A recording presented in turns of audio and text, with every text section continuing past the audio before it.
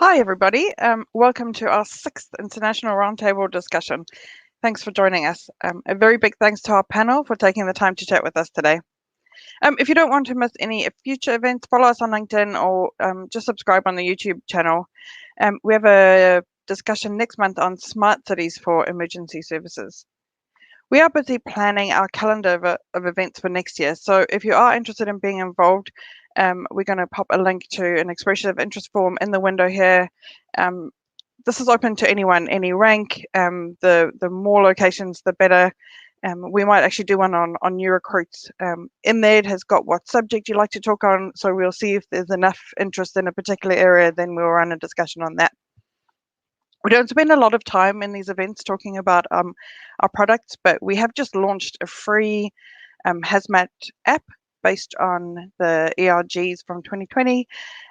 So please take a look, and if you want to find out any more about that and our other platform, reach out to us. With that, let's just get started. So the first question I'm going to put to Chief Nam and to Stephen. Do you feel the fire service is handling or even able to handle the sheer breadth and volume of subject matter that the modern day firefighter needs to train on? Do you want to shoot first, Christopher, or will I head? Go ahead, Stephen. No problem. I just want to start as well by just thanking Debbie and the OpsCentral team for having me on. This is my first time speaking, so it's a privilege and great to be among some great minds here. So looking forward to it. To address your question, Debbie, I suppose the overall view of the Irish Fire Service, I would have to say, yeah, I feel our fire services are handling it quite well.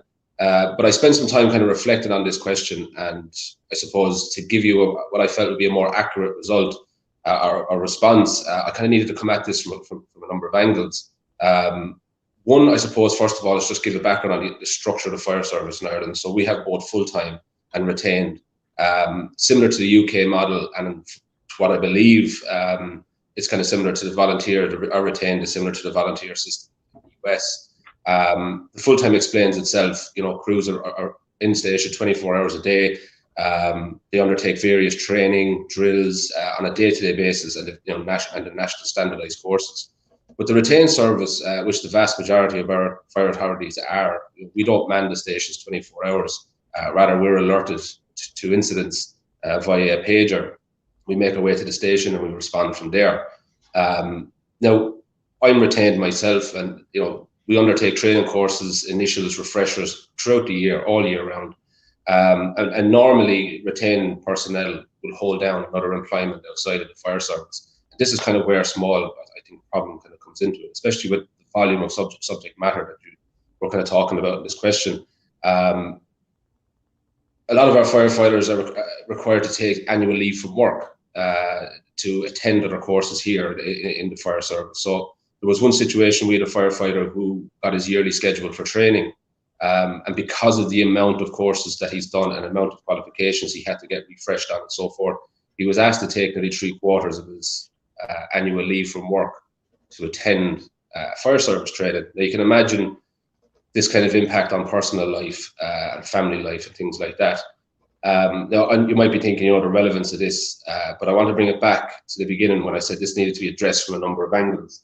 I do feel that senior management across both the full-time and the retained fire services do indeed make good efforts to have the fire crews trained to deal with a broad range of incident types and to meet demands of and expectations of the ever-changing world. But this brings new challenges with it. Recently we had electric vehicle training as more and more of these vehicles are on our roads now, and that's just an example of moving with the times. But as that training need broadens and grows, my initial concern is that while full-time personnel are in a great position to undertake so much of it, I feel here in Ireland that the retained personnel won't be, as they try and balance that two kind of employment situation and the family life. So I think while there is that broad spectrum of subject matter, and I do believe great efforts are made, I don't think it's so much about the availability of courses or training. I actually believe that it's the availability of the personnel, especially in the retained services. Training needs are identified based on risk assessments within our own areas. So, for example, our brigade here in Clonmel in Tipperary, we're trained as swiftwater rescue technicians due to the identified risks of having a river flowing through our functional area, whereas some other brigades within our own service won't have that training need to be swiftwater rescue or anything. So, some stations are trained to a lot, extra courses, so to speak, than some of the other stations. So there's that kind of differential as well. But I do kind of want to finish up, I'll wrap it up a small bit now in a minute. I just want to kind of come at this again from another angle. And I hope nobody thinks I'm playing devil's advocate here. But I'm hoping that it might stir up some healthy discussion. And I'd be interested to hear the thoughts of some of our other speakers and even the viewers with this. But I sat wondering, where does the fire service draw the line on training? We here in Tipperary, we're Tipperary Fire and Rescue Service. Other fire authorities in Ireland have just got their county name with fire service. They've excluded the term rescue. Now, I'm not insinuating or making any assumptions that there's any negative underlying reasoning for this. This just could be a preference of name, something like that. And there may not be nothing in the absence of the name rescue. But nonetheless, I still ask, where do we draw the line? We already have such a diverse range of skill sets, be it fire, vehicle extrication, hazmat, swiftwater rescue, highline. Some of the brigades in Ireland, the Dublin Fire Brigade, are paramedics. They run an ambulance service, confined space. The list of training goes on, and what we're trained to do. But at what point does it become non-viable to keep moving into the area of other types of rescues? Paramedics here in Ireland, they get mobilised to incidents within the area of medical care. Mountain rescue operate within their own field on the mountains. Our river rescue organisations only operate on the water. Will there be a point in the future where the fire service will feel the weight of taking on too much training for different rescue types? Should we draw a line where the fire service says no? We can't do everything, or we can't do everybody else's job. We're certainly one of the most diverse frontline agencies when it comes to our skill sets. I myself, kind of before this started, I counted up roughly 15 different qualifications that I have just for me. Who's to say it won't be 20 or 25 in the next 10 years? The public perception of the fire service is that they will always, they'll know what to do. Call the fire brigade, they'll just know what to do, regardless of the situation. And I've come across that in my 16 plus years. And sometimes you are faced with something that you were never trained for. But in the long term, is it possible to keep balancing being a fire and particularly a rescue response service? Is it sustainable? What's the financial implications of, adding another 10 training courses for every man in every station? Does the infrastructure have to change? Do the stations need upgrade? What's the long term? Is it sustainable long term? I don't have the answer to that question myself. I do wonder about it, but I'd certainly love to hear the thoughts and opinions of others on it.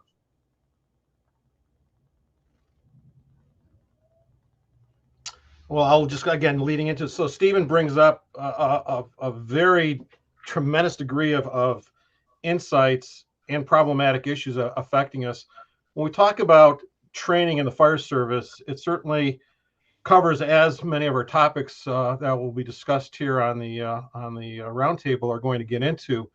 I think generally we are rising to meet the challenges, but the caveat to that is that we are still falling very short based upon the exponential increases, both in terms of the demands on training, the specialization in various areas, as well as the type of training in the various avenues and organizational structuring, and even at the individual or company type levels. Stephen, you made mention of a couple of things here that I made some quick notes on. We talk about training both in terms of the initial recruit training, our in-service company level training, certification training, continuing education training, advanced and specialized training. And again, those are falling within such a broad range of the individual components relative to the firefighter, the company or supervisory levels, the command level, Then we get into the administrative and managerial levels at the executive levels of the organizations. I mean, we have such a expanding, broad basis of training needs to a very specialized and almost a binned level of domains within our organizations. I think at one time, the fire service was able to meet those evolving challenges head on and meet them almost in a real-time basis. As challenges were identified or emergent issues were identified, the fire service was able to quickly assimilate, identify what those needs were, assimilate, and then put the appropriate programs and training in place to meet those particular demands almost in real time. I think some of the challenges that we're seeing now, that there is such a continuing trend of such a rapid pace of evolving methodologies and practices, research and development, and the suggested insights that are coming out of R&D on a global basis are highly influencing curriculums and programs, and at the same times are creating almost in a instantaneous manner outdated, inaccurate, erroneous, or non-compliant applicable applications. In other words, we have books and textbooks and curriculums that have been developed over decades of time that have been modified and updated on a continuous basis.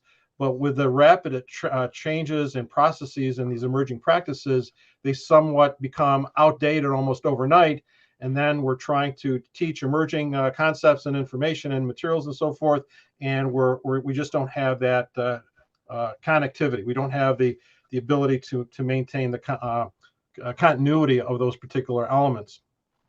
At the same time, we have diverging, and we have groups that, again, when we talk about our full-time career basis, our retained and volunteers, I think the gap is continuing to increase on a global basis of trying to stay up to speed, stay relevant, and stay current with, again, emerging concepts, practices, methodologies, suggested avenues, and still retain the fundamentals that are so important in these various areas. Continuing education, well, again, let me revert back. We talk about training, education, and certification. I think we're doing a good job in the initial, the in-service, and the continuing education standpoint. Those are the opportunities for us to fill in those gaps based upon the emerging areas. The challenge that I see is that we just don't have the availability of time, that luxury of time to commit to the depth and degree that is sometimes demanded of those particular subject areas to really provide the specialization that particular training or material may require of us. So we have a tendency to get a little bit of information out piecemeal or cover the general basis, but not nearly to the depth and degree that's really necessary to create the types of competencies and skill sets that are really necessary. And we send off those companies back into the field. So we have this continuing challenge between field responses, our activities that are relative to field operations, and then we take a look at all of the training related areas, that gap between the availability of what we should be doing, the content and the material and the depth of that material in terms of really creating proficiencies and competencies and skill set levels that are necessary, that go well beyond the generalist to really create the specialist. And that, I think, is one of the most important elements that are challenging us, is that the sheer volume and the degree of information, the technical information that is required of us to really delve into, is far beyond the normal capacity and capabilities of the departmental or the agency levels, whether it be at the department level of a municipality or at the academy level in a regional type basis, and even sometimes at the larger university, institutional, or college level, the academy levels, because we just don't have enough time to be able to take someone out of the field, take someone out of the office, place them into the training environment, and delve into the subject matter that requires a much greater degree of intensity and focal points. So we continue to get that general information out there to meet those particular needs, but I think we're falling short in the continuing gap of developing the appropriate skill set levels.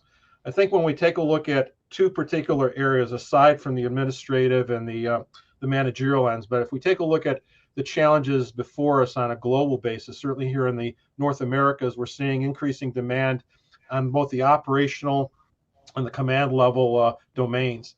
And those two areas are requiring a much greater degree of technical competencies. Certainly, if we talk about just the areas of structural firefighting, as an example, the evolving aspects of our buildings in particular, I use this terminology that our built environment is developing at a faster and greater complexity with greater hazards and risks than firefighting, to firefighters than the tactical models are providing for. And those include the methodologies and the practices. We are just not able to get on the front end of it. We're still trying to play a tremendous degree of catch up in those particular areas. But in terms of that focal point on operations and the command, there certainly needs to be a greater emphasis on the general engineering sciences, fire protection, architectural disciplines, as well as the evolving area of human performance.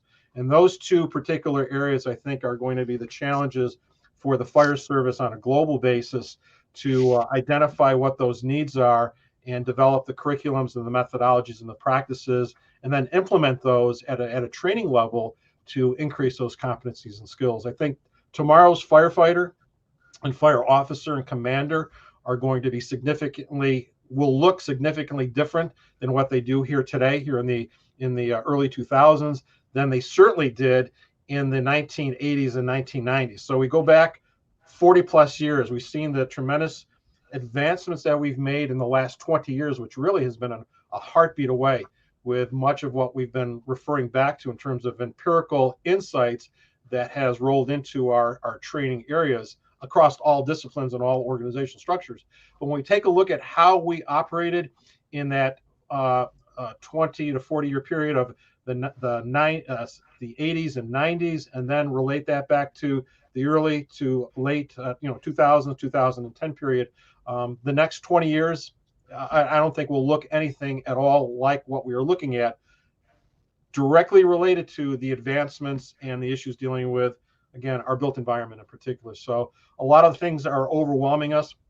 The most important elements here, I think, that are challenging us is the time allotments, the proficiencies and skill set levels of our instructors, the content and materials, and the availability to put that all in place in conjunction with dealing with our day-to-day responsibilities for field response and emergency service activities. So there's that distinction.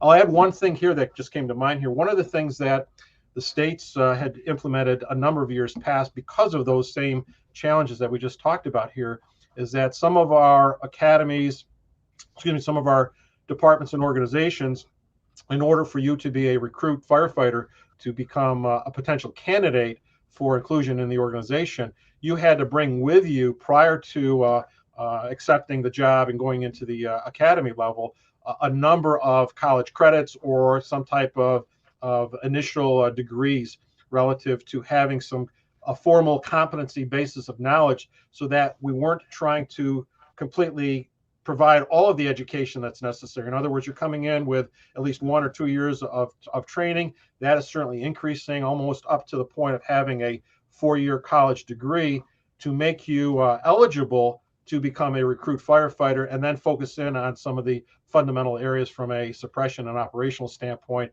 to help meet that next step increase in particular needs. So I think we have to identify a variety of different opportunities, hybrid systems, training systems, all of which continues to stress us out, but we're still trying to keep moving forward from that particular standpoint. Right, I'm going to put this next question to Paul and to you, Chief Richardson. How has technology changed training? Go ahead, Paul. Okay. Well, for us over here in Leicestershire Fire and Rescue, we've looked into the use of virtual reality training. If I use it for example, virtual reality for fire investigation training. Our training at present, we dress an ISO container, we set a fire, we kind of extinguish the fire, and then we'll run perhaps 15, 16 courses of a dozen firefighters through that scene to do the investigation, to gain some knowledge and understanding experience of fire investigation. The only downside is, as we all know with fire investigation, you need to be able to work from the area of the least damage to the area of most damage, removing items to help you with your investigation. If course one removes all the items, all the other courses haven't got a scene to investigate. So the course has a kind of a problem there. It's a look but not touch. So what we've done, we've done the ISO burn, and then we've recreated basically like a digital twin. We've gone in and not scanned it. We've used a technique called photogrammetry. So we take literally hundreds and hundreds of photos of that scene and then build the scene back up in the virtual world. And then we take every item out and 3D scan it. So you've got a 3D model, and we put it back. And when it's all finished, they knit it all together.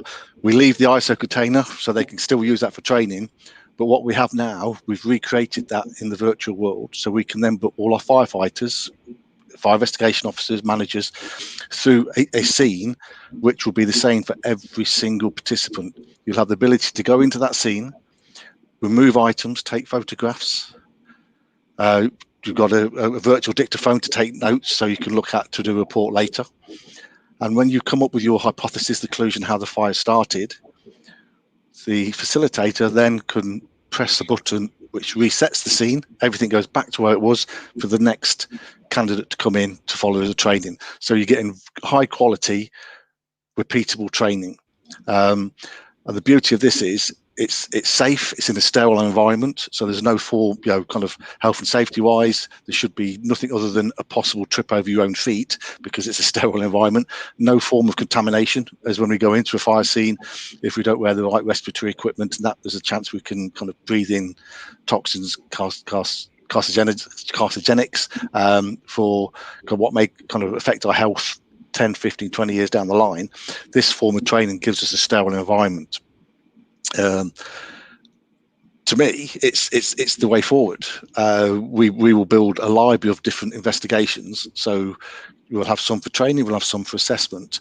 And what we're hoping is that other services in the UK will buy into this system, not financially, but with the right thought process, and take this up. And what we could do then, if the more services we take it up, we can standardise our fire investigation training nationally.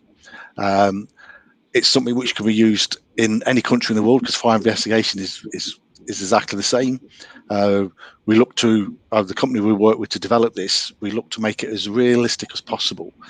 So when the fire's been kind of extinguished, we actually put a fire dog in, hydrocarbon dog, to have a look round. So if in your investigation you say, "Oh, I want to get the fire dog in to kind of discount any ignitable liquids," the dog will come in and it will give you yes or no whether it identifies an area for further investigation. And once that training is finished, whether you're being assessed or it's just a kind of familiarization, you have the ability then to watch the fire in its initial stages, how it was ignited, how it developed and spread, to see if your hypothesis is correct. That's how we're using virtual reality at the moment, in such a simple but very, very effective way. The training could be one-to-one. It could be in the same building. It doesn't have to be. We could be remote. The trainee could be in one station. I could be at our headquarters, and I can kind of, through the system, I could be in the scene with him as an instructor or a mentor, and let them talk me through what they're doing, or I could talk them through what they should be doing. So the ability to use this type of system, I think it far outweighs the old system, the old kind of burning of an ISO container. I think we still need to go into an ISO container and do the burns, a kind of real burn, whether it's a real scene where we're shadowing a kind of fire investigation officer.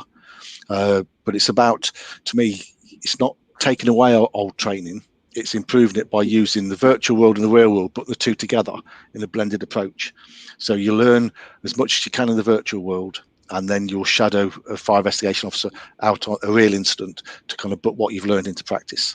That's how I see virtual reality kind of coming into the UK's fire service.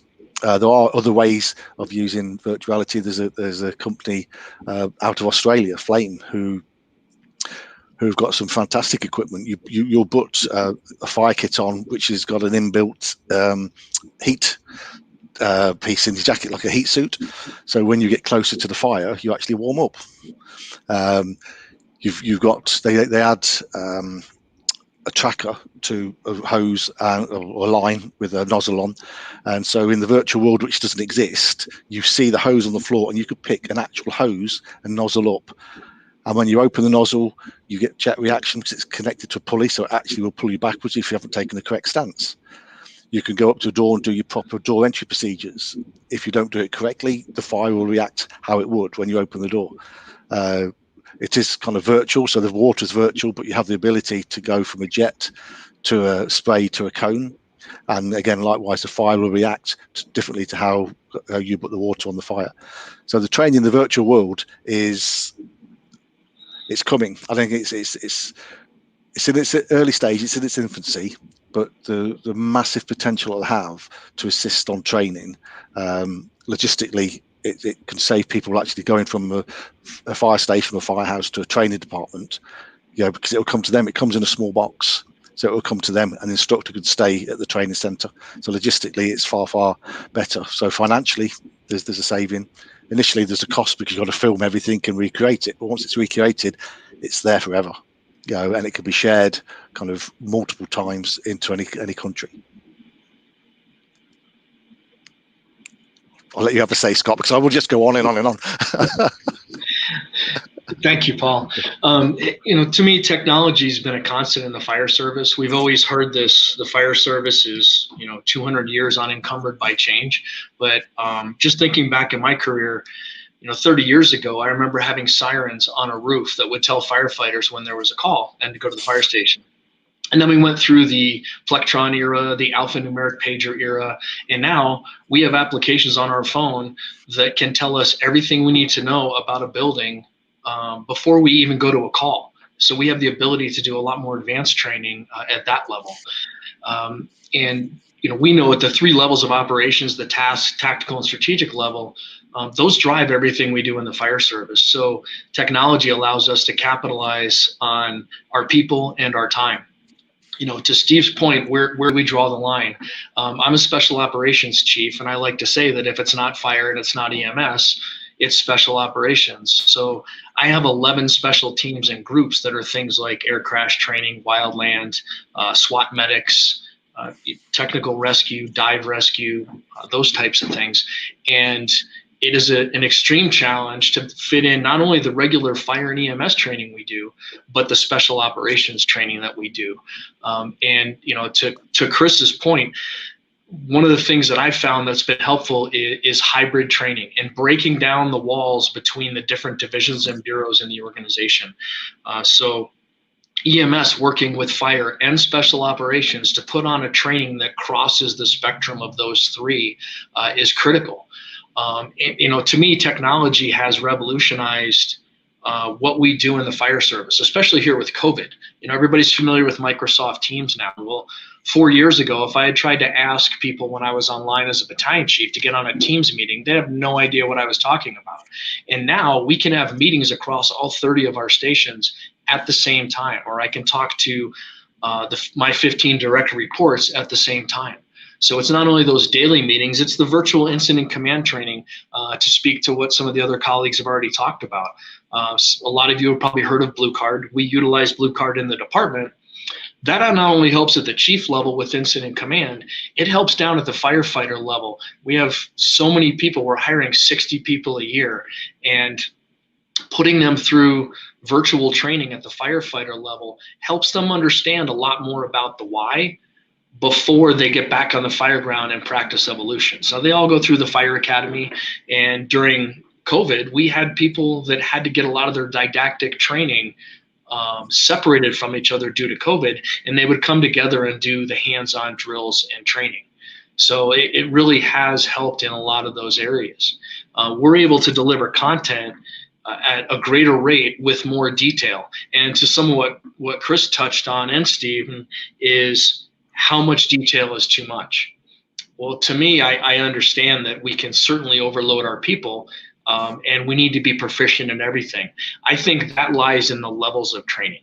So Target Solutions is an example of an application that a lot of people use here in the American Fire Service. So we can send out Target Solutions videos to get the initial awareness operations stuff going, and then we'll go to the training center where the rubber meets the road. That's truly where we put everything into play, whether it's full alarm assignments for multi-company evolutions, or it is simply one or two companies going down and doing some training. But we have the ability to do that, and it translates to more efficiency and effectiveness. But we have to use a hybrid model that takes the virtual reality that Christopher was talking about and also speaks to the other areas of training that we've done in the past.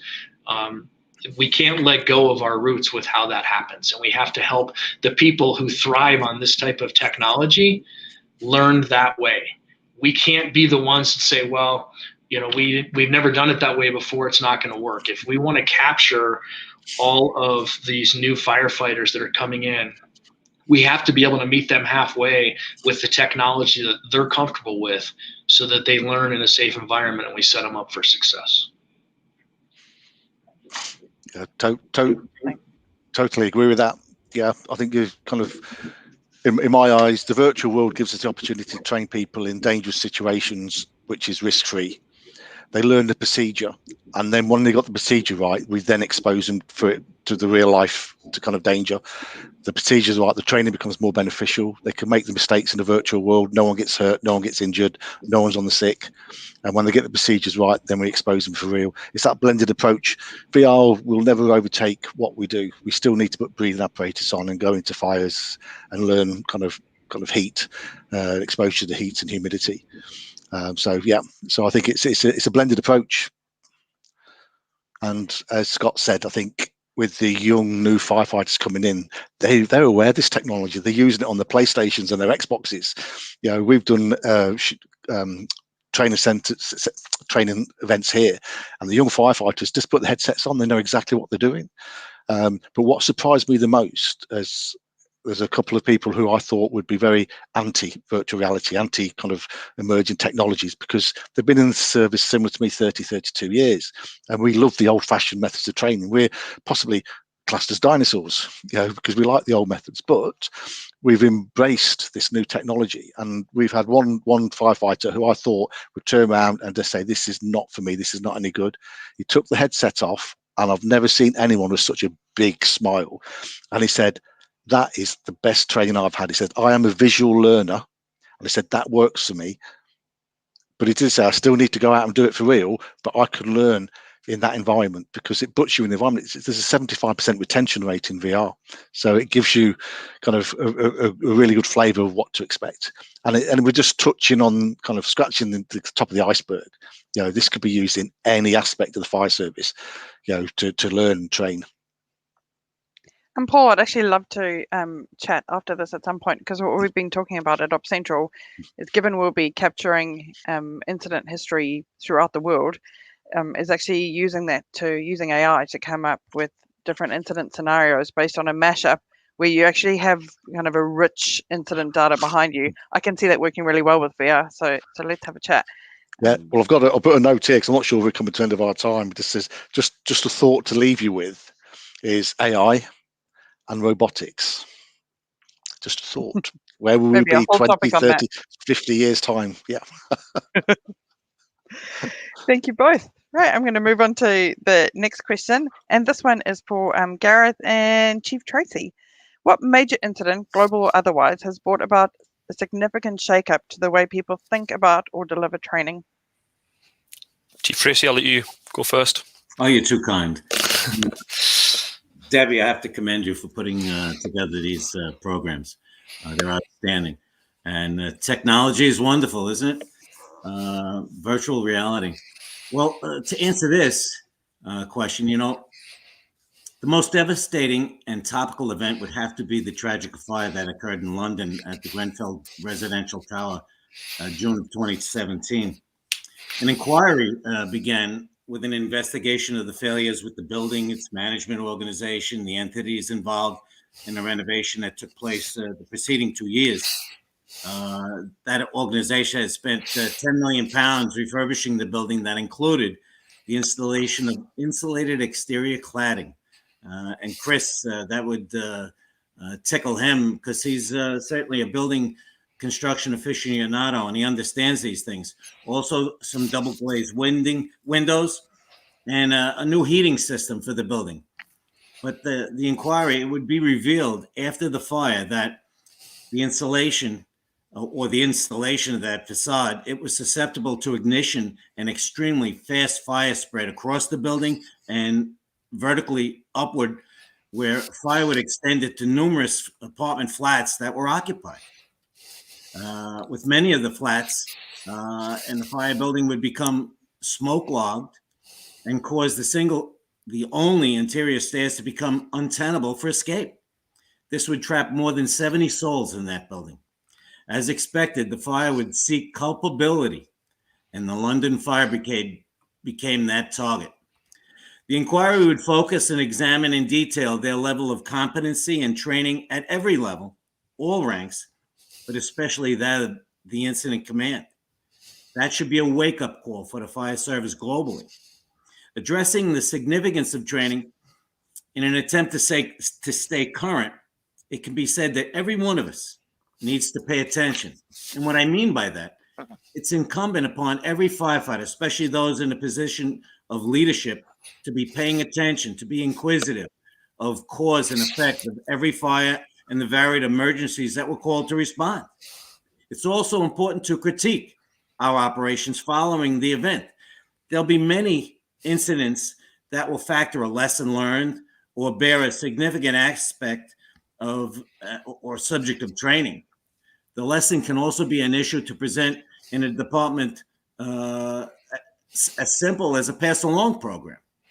Now, I use the term paying attention because in the history of the fire service, so many fateful events have occurred, some with tragic outcomes, and these events were regarded as, well, expect the unexpected. The intellectual firefighter wants to know why, and that should not just be the firefighter, it should be the department or brigade that's responsible for their life safety.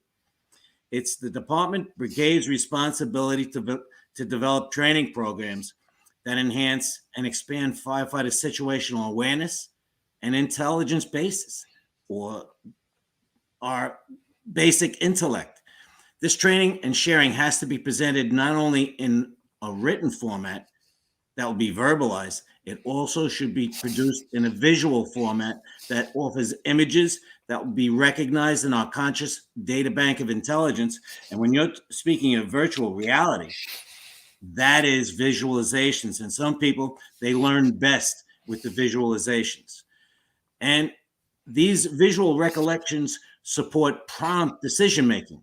We must provide them the intellect to recognize a situation or anomaly with indicators and warnings of rapid fire development and prompts or cues to action because of a structural compromise or other dangerous situations.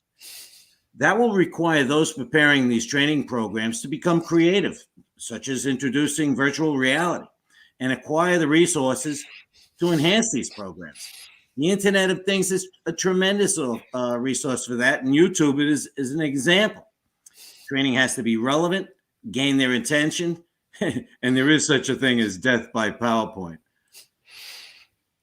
Garth, let's hear from you.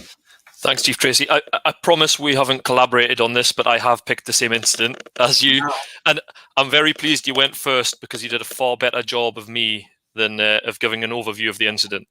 So yeah, for me, the Grenfell Tower fire has had huge ramifications for the way we train people. And I just want to focus a little bit on the way or the impact it has had on the way we make decisions or critical decisions during an incident. What has come from the initial inquiry is a realization that we need to train people to make critical decisions better.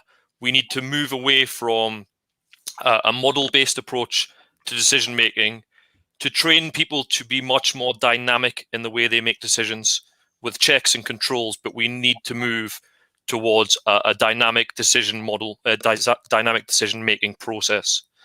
A lot of work has been done on that in the fire and rescue service pre-Grenfell, but I think it often takes an incident like this for change to really take hold.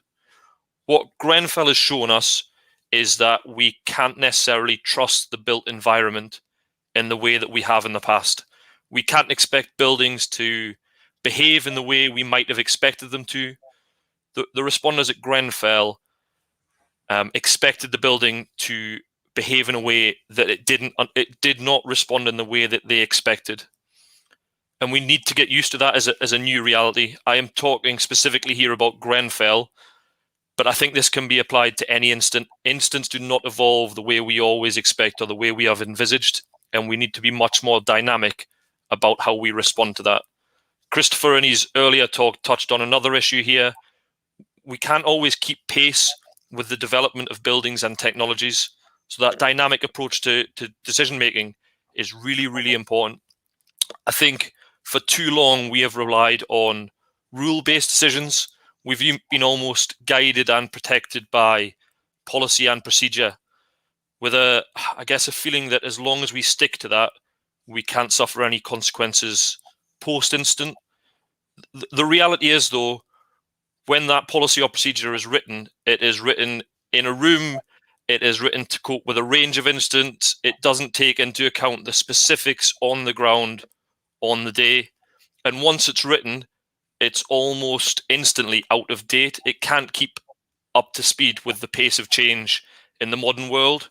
I think only the officers in attendance at that incident can truly understand what they are dealing with, rather than rely on overly prescriptive rule-based policies and procedures and training. We need to support people to be much more dynamic, to make much more intuitive decisions in response to the situation in front of them. We need to give them some handrails to support them, to build their situational awareness, to take effective decisions based on what they see. We need to trust frontline workers to make those dynamic decisions based on what is in front of them. I think to do all this, we need to not only rethink the way we write policies and procedures, but really rethink the way we train responders. We need to give people the skills and confidence to respond to the situation they are faced with. That means giving them the skills to build their situational awareness, giving them tools to make effective dynamic decisions.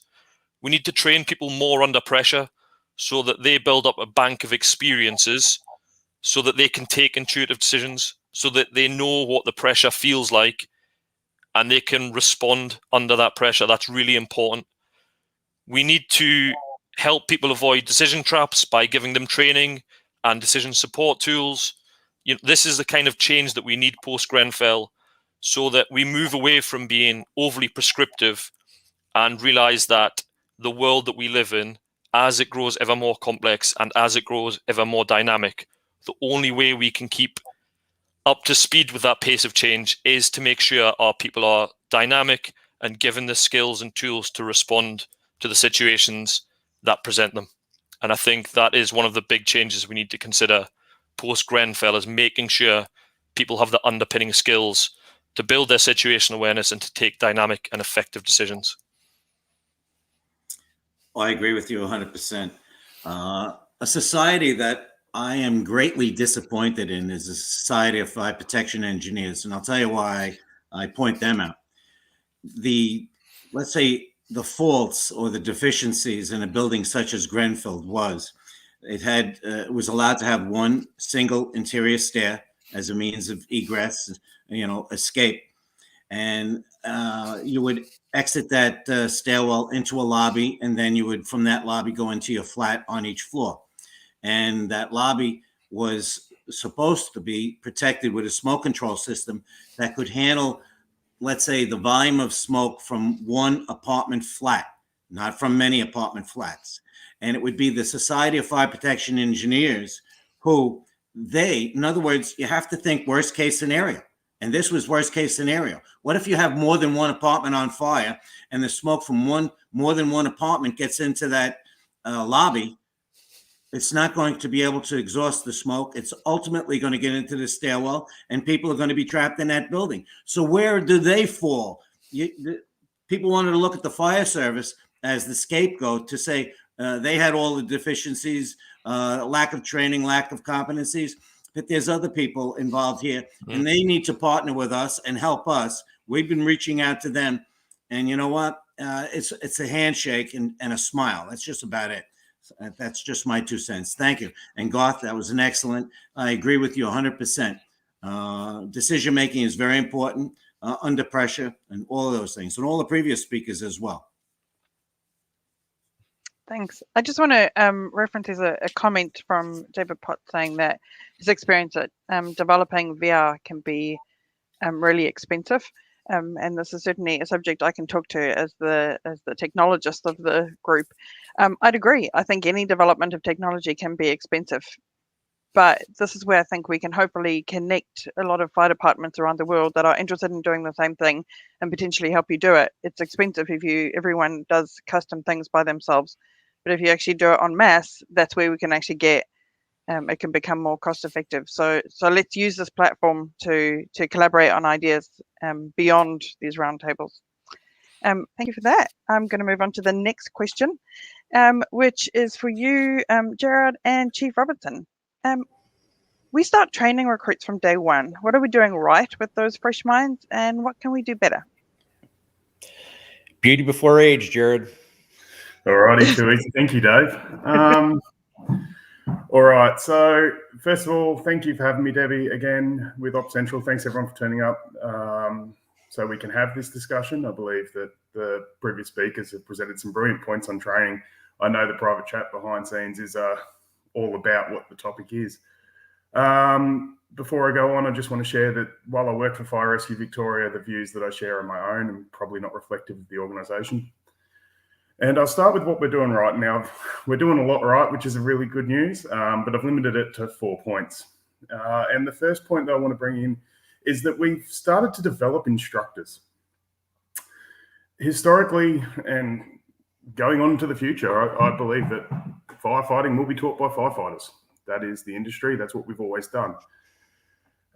Historically, though, we picked interested and capable instructors to come to the college to teach their chosen subjects without really giving them the back end of how to train people.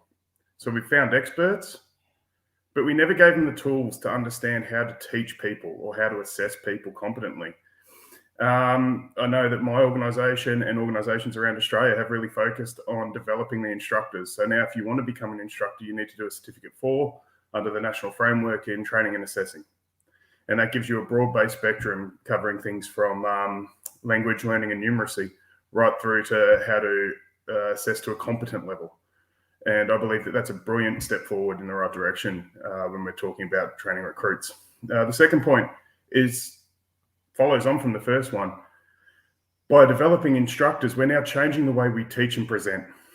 Working with recruits, we've started adjusting to their learning needs. So we're starting to identify that people learn different ways. The age-old adage of you can't teach a goldfish to climb a tree, but you can definitely teach it to swim really applies here. And I've seen it in my own experience as a structural instructor and on reflection.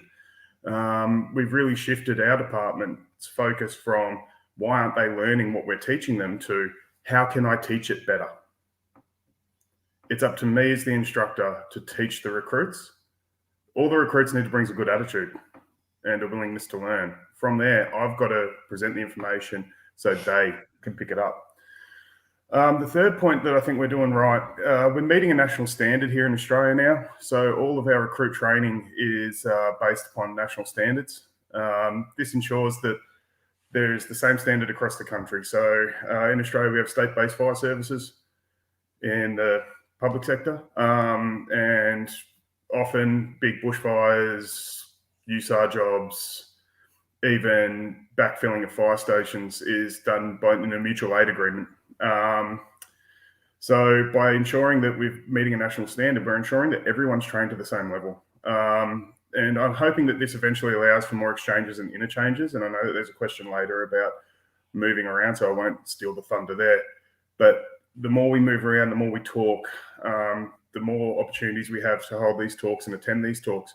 We really learn a lot from each other internationally. Like there's always been the European school and the American school of firefighting. And we're seeing real cross blend now as those ideas come together. And it's just a very exciting time. Meeting a national standard lastly sets an expectation to be met. And that expectation isn't derived by me as an instructor or by the organisation, but it's driven by a national standard that is built from the Australian Fire Councils. Lastly, what we're doing right, and we touched on this at previous OpsCentral Roundtable discussion, is we're recruiting from more diverse backgrounds. And I've really seen a shift towards more inclusivity within the fire service because of this. And it's ended the boys club mentality. I know I'm probably one of the younger panelists on the table today, and I've probably got the least experience. I joined the fire service in 2012 after being a volunteer for a couple of years before that. But I've seen probably a shift from that old school hard man fire service to a more inclusive fire service that's building better, more well-rounded, and people that are aware of their well-being. The other thing that we're getting from recruiting from diverse backgrounds is we're becoming more contemporary from different ideas. We're bringing in new people from different cultures, different backgrounds, different work arrangements. And those people are now coming into the fire service and bringing their experience and their wealth of knowledge, which is helping us better connect with our community and better meet community standards and expectations, as well as it's increasing equipment innovations. We're seeing some bold equipment changes in the last 10 years, and that's just going to continue. I mean, we're even talking now about virtual reality training and all that kind of stuff. It's just brilliant. Coming around to what we can do better, again, I could talk on the subject all day, but I've limited it to 3 points. So the first point, and I see this in Australian fire service training, not just my organisation, but around the country, I believe if we did a task analysis of what we expect a recruit firefighter to do at the end of their recruit training, we'd be able to focus training more on what they need. Currently, I know that recruits might need to understand radio communications to a level that an officer understands, yet they will not use or operate a radio for many, many years. And that's just one example. So by doing a task-based analysis of what we require people, or how we require people to act once they've finished recruits, maybe we can refocus the training so that we're getting a really good product and we're using our time efficiently. I mean, we're always bound by time constraints. So if we focus on what we could do and what we need them to do, we could really tailor training around that. Next up, Chris and Steve touched on this in the first question. We're so multifaceted now. We've got so many things going on right now. I feel that some things are suffering as a cause of it. So for me, that's fire. I know I'm pretty biased because I'm a structural instructor and I really love firefighting. I don't go chasing the tech rescue tickets. I stick to my fire. But I think we need to get back to teaching fire. Normalization of deviance. Fire is now becoming something that we've always done. So does it really need that importance? And I was thinking the other day, like, if we're teaching rope rescue, we're so serious about everything. We don't let anyone complete a task without being checked off and safe. With fire, we're just laughing and joking around as we're teaching pumps, or as we're teaching structural firefighting. So I think a focus back onto that would be good, and to give more time to that to achieve that proficiency. In Australia, the fire services are the only services that deal with fire, but many services deal with rescue. So let's get back to our core business there. And lastly, I think what we could do better would be become contemporary. We're now moving into this really exciting time in the fire service where we can base our practices on evidence and research. And this is brilliant. First time in the history of the fire service, we might be able to finally break 200 years of tradition unimpeded by progress, because we've got companies like UL, we've got research places like CSIRO doing studies on how to better do our job. Let's reflect that in recruit training. Let's take UL studies, let's take NIST studies, let's take CSIRO and put them into our recruit training so that we are training based on evidence. I know the Australian model is based upon the European model, and there are still things we teach from the manuals of firemanship published back in the early 1900s, like the plant and sweep for BA. We now have ticks, we now have torches, we now get low, smoke's hot, we don't stand in it. Let's reflect that in our recruit training. And let's continue to move towards embracing new technologies, new evidence, and best practice to get the best outcome for the community. So as I said, I could talk about this all day, but Dave, I'll pass over to you. Thank you. You know what, you covered off. It almost like a couple of the other speakers where they had mentioned, well, were you in the same room when I was putting together my own notes? Same thing, Gerard, and really that speaks to some of the other speakers. They tapped on what is obviously where there's some commonality there in some of our concern areas, or in recognizing some of the areas that we're doing right. So you're not supposed to apologize when you start speaking, but I'm Canadian. We apologize for everything. So I'm sorry if you're going to get any redundancies in what I'm going to talk about, because there's so much commonality, so much to talk about. Debbie, maybe this is fodder for OpsCentral Fire Service Training 2.0 in 2022.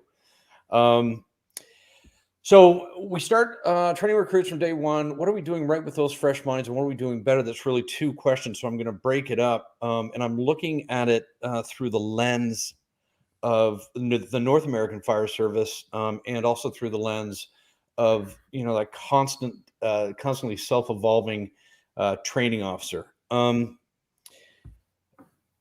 For me, before I ask what are we doing right, I need to ask, is our right? What's our department's standards? If we're training to the NFPA standard, which in my opinion is a pretty low one, that's one thing. Are you training to is it a more traditional approach? Is it a more progressive approach? You need to determine, what your success parameters are before you determine if you're achieving success. So I think that's a question that begets the question: is our right? Once you figure that out and there's agreement on the criteria against which a department measures recruit success, and you can measure it, and sometimes getting to that level of agreement can take a fairly deep and critical dive into your current training program, and that can be a heavy undertaking. But kind of back to the broader question: what are we doing right by our fresh minds? One thing we're doing right is what we do best, I believe. Again, a North American perspective, I believe we are still instilling the knowledge and respect for the traditions in the fire service. I don't see that something that gets left by the wayside here in North America, in both Canada and the U.S. I don't want to go over which traditions have value and which ones don't, and I'll approach that later in my answer. But in the end, regardless of which end of that progressive fire spectrum that you sit on, tradition is still an integral part of fire service training. Second, I think we're starting to introduce recruits to safer, more advanced tactics. Gerard, I think you kind of tapped on that. Tactics that are based on scientific study and a large sampling of outcomes. These are tactics that still get the job done, but they're more effective, they're more efficient, and they're done with the everybody goes home axiom. I think that's a good thing that we're doing. But I believe the best thing that we're doing is really between tradition and progression is we're starting to find our way to the middle. And that's a journey, and different departments and different fire services are sitting in different areas on that spectrum. But I think we're starting to move in both ways. It's too bad we couldn't get our politicians to do that. And I think that when we recognize that we're starting to meet in the middle, we need to, with that recognition, we need to also recognize that we need to harness that momentum, not lose that momentum of the melding of tradition and progress. It's definitely the right move forward. Meeting in the middle can mean, on a positive front, it can mean some of the older past practices can be recognized as best practices. Gerard, you had mentioned, getting right back to fire. I think that's okay. I don't think that meeting in the middle means you eschew a tradition. I think there's some great stuff that needs to come back or needs to be reprioritized, but it can also mean that there's recognition that there's things that are done that either no longer apply, they're unsafe, they don't reflect the modern day fire service, and they just don't plain get the job done as well. I do see the fire service moving towards that magical balanced area. Is it a turning of the ship? It definitely is. It's moving away from a tradition based fire academy model. It's going to take time. It's going to take disruption. It's going to take commitment. But it is the right direction. That nod to the past with an eye to the future. In the words of my good buddy, Battalion Chief Paul Watlington, and I'm going to read this right off of here. It's a take on an old fire service quote that's come up twice already in here, that our best outcome resides in adhering to the ideal of 150 years of tradition strengthened by progress. I think it's brilliant. The second part of that is what can we do better? So much. Right. That it's a grocery list. And I noticed that we both resorted to a bullet list. I think one of the things that we're doing, right, I already mentioned, we're the move towards safety and efficiency, but also the critical addressing of mental health, mental resiliency, which is going to be addressed in a different question. And anything that I mentioned here in terms of what we could do better, it's looking at the fire service as a whole. I know that there are some exceptions out there, some great exceptions of fire departments doing things very, very right. First, I think we're nearing saturation in terms of what we train on. Consistently, I hear, as we did here in the roundtable, no, I think we're doing okay, but we need more time. Well, which is it? If you need more time, are you doing okay? So we're reaching saturation. If you just look at the number of rescue disciplines that we have, Chief Richardson was mentioning that.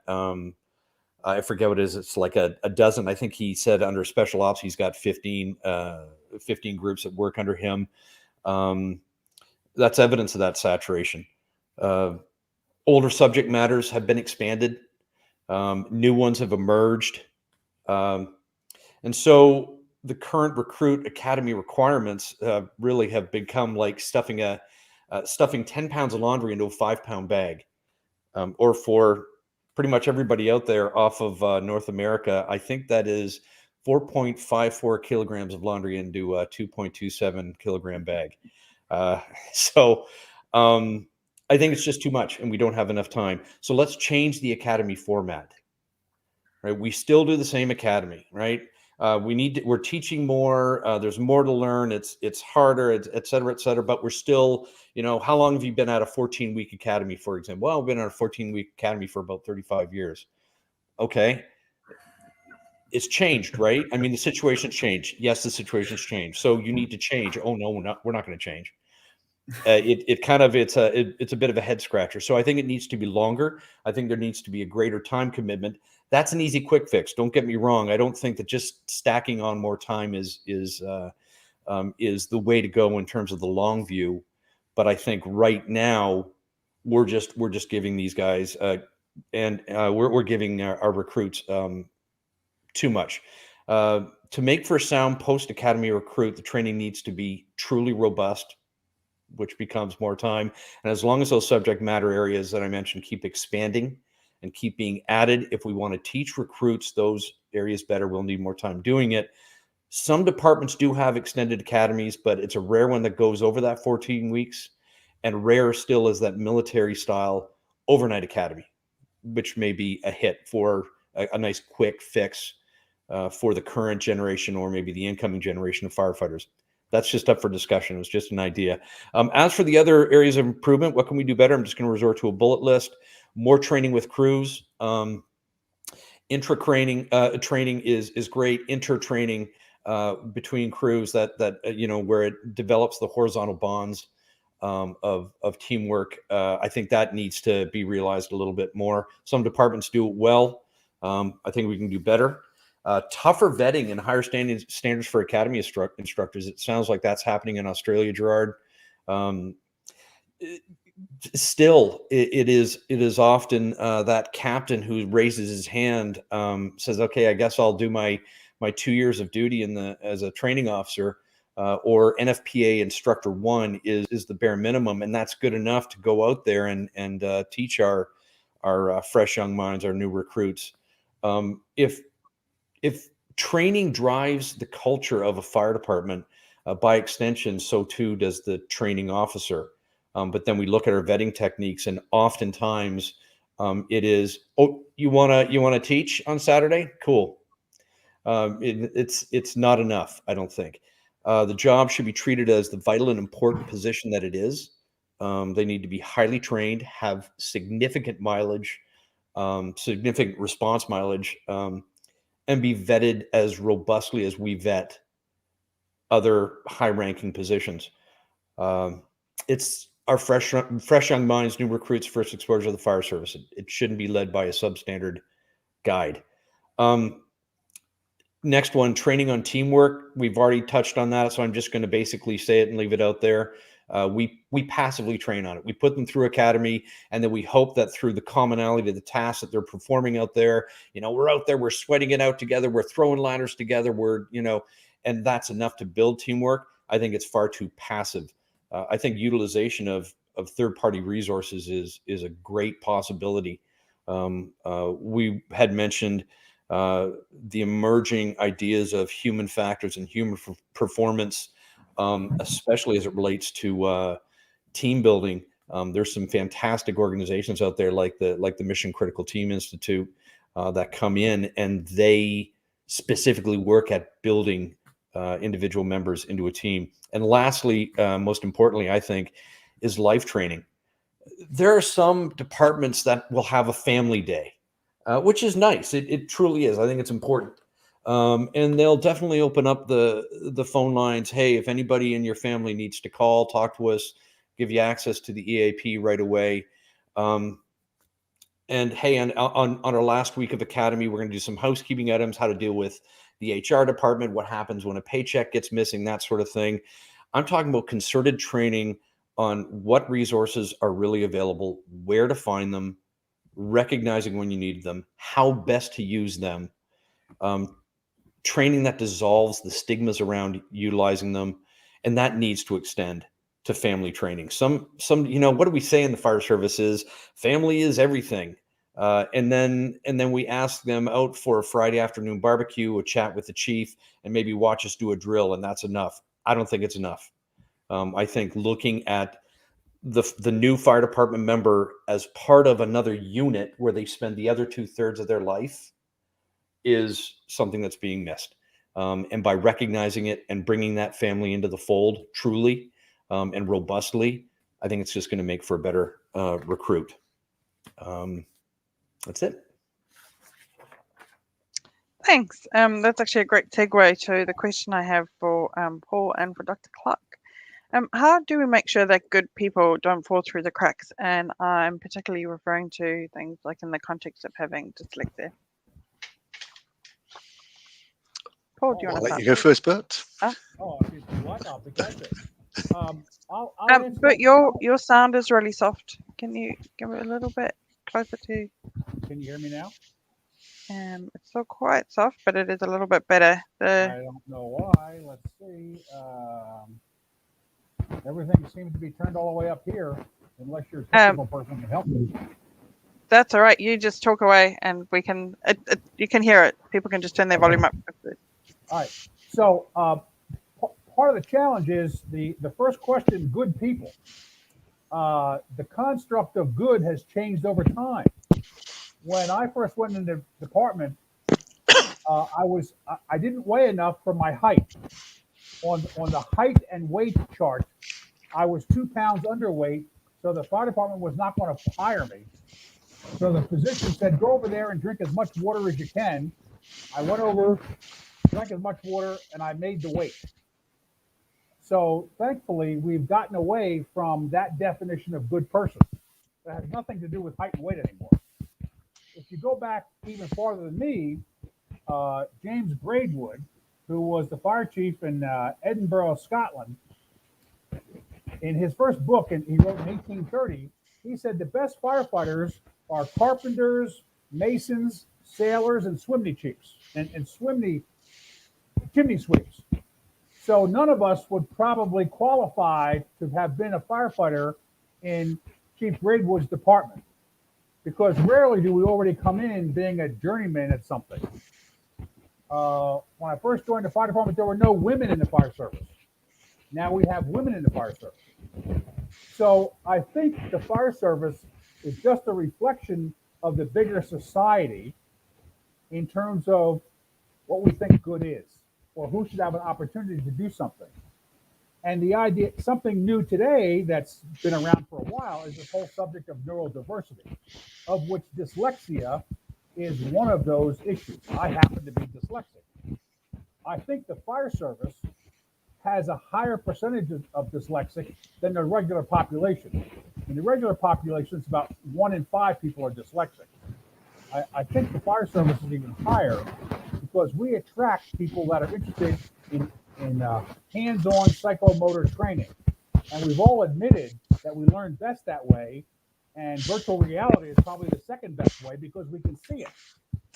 And so I think we will naturally start to adapt the stuff that's already available out there for more people to be part of us. Because some of our rules and regulations that we keep supposedly good people out aren't based on science and research. We just make stuff up. I had a student at the fire academy that wanted to be a career firefighter, but he was told he couldn't because he only had monocular vision. He had 2 eyes, but he could only really see out of one eye. The other eye wasn't working properly. And they said, well, if you don't have binocular vision, you can't effectively place the tip of a ladder on a building. That's why they told him he couldn't be a firefighter. Well, he forced the fire department to set up an experiment where he proved to them that he could set a ladder on a building, an aerial ladder, just as well as somebody with 2 eyes. So they had to go back and change the standard. So that keeps repeating itself over and over and over again. I think earlier on, when the folks were talking about the new digital reality, I think virtual reality and artificial intelligence will open up what we do to more and more people. So maybe in the future, the smartest person on the fire apparatus won't necessarily be the person that can physically do the job, but the IT person that can find the schematic online, how to do the job, and which button to push to solve the problem. Because presently we don't have that.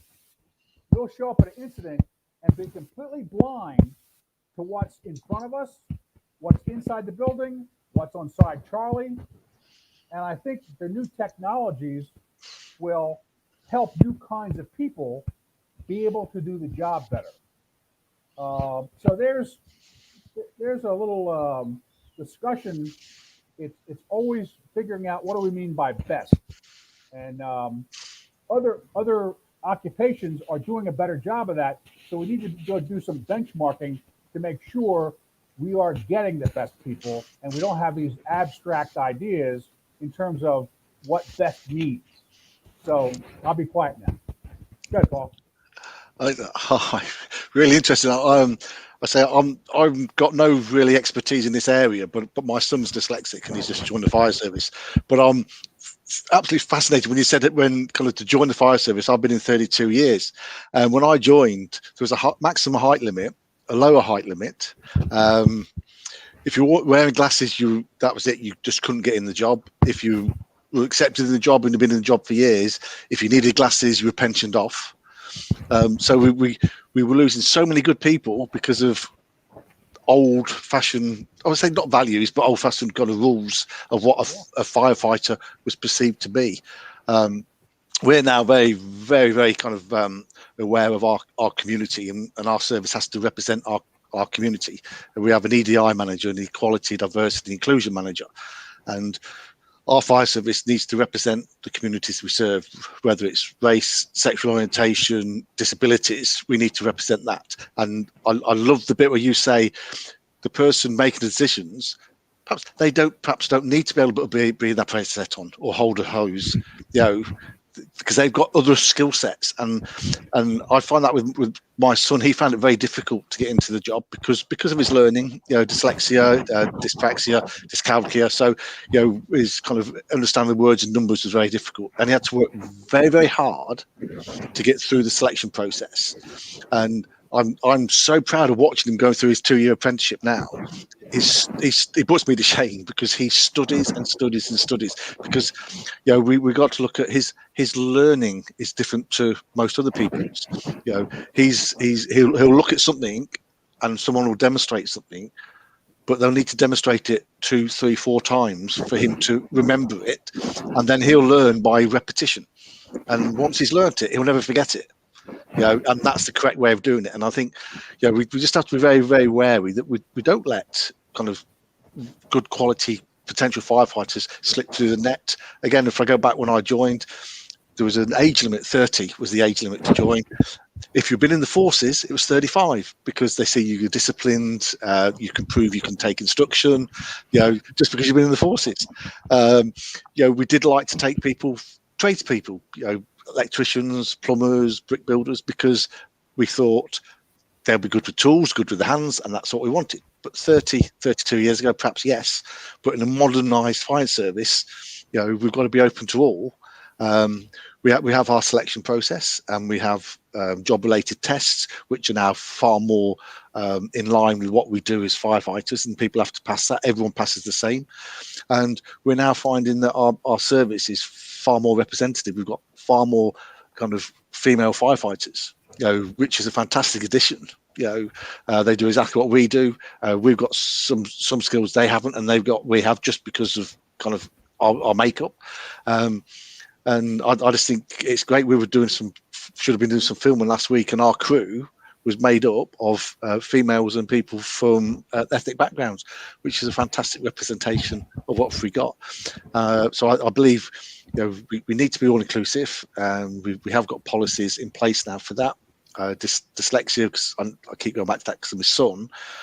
We have dyslexia awareness courses for everyone in the service.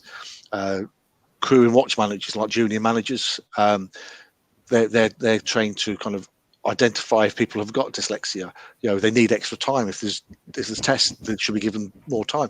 If they have problems with the reading, they'll have someone who will explain the questions. I know my son, if the question's worded wrong, he won't understand it. He may know the answer, but he won't understand what you're asking for, so it needs to be reworded.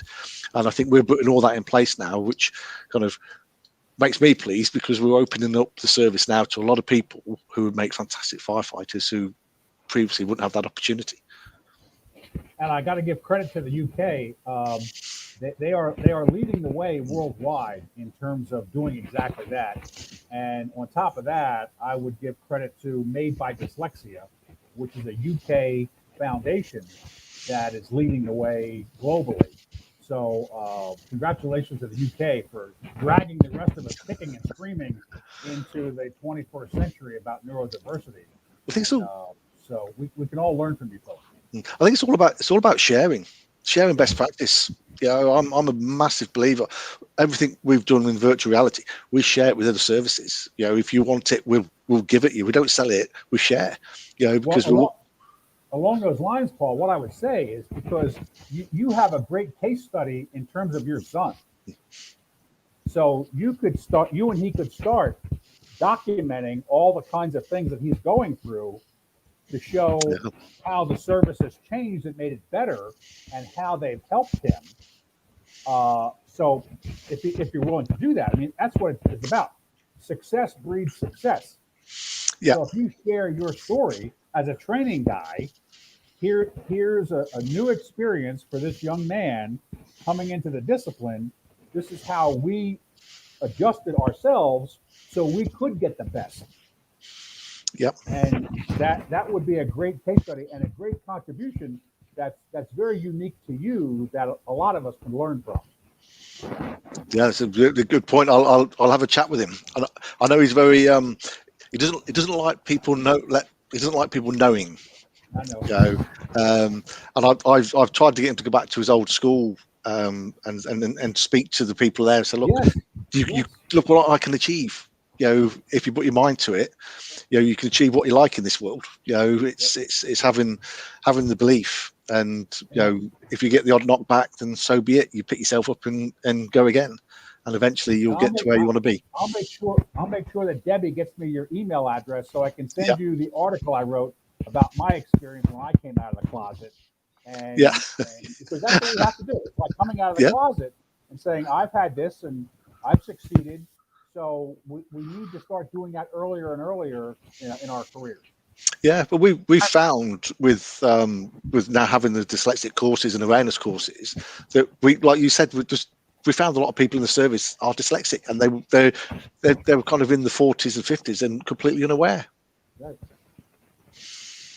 I will share those details afterwards, because I have my son and my husband both have dyslexia, and I've played the video that Bert has produced for them, particularly for my son, to kind of exactly that. He used to try and hide it or think he was stupid, to kind of understand that it's not a barrier. The amount of tears we've had because he's worried he will be unemployed one day. So No, tell him he wont be. He won't be. I think he'll probably be a billionaire knowing his brain, but that's all good. Right, we're gonna move on to, I love the duo, to Chief Nam and Chief Tracy, friends from way back. We have a worldwide panel assembled here today. Exchange programs in the fire service are rare.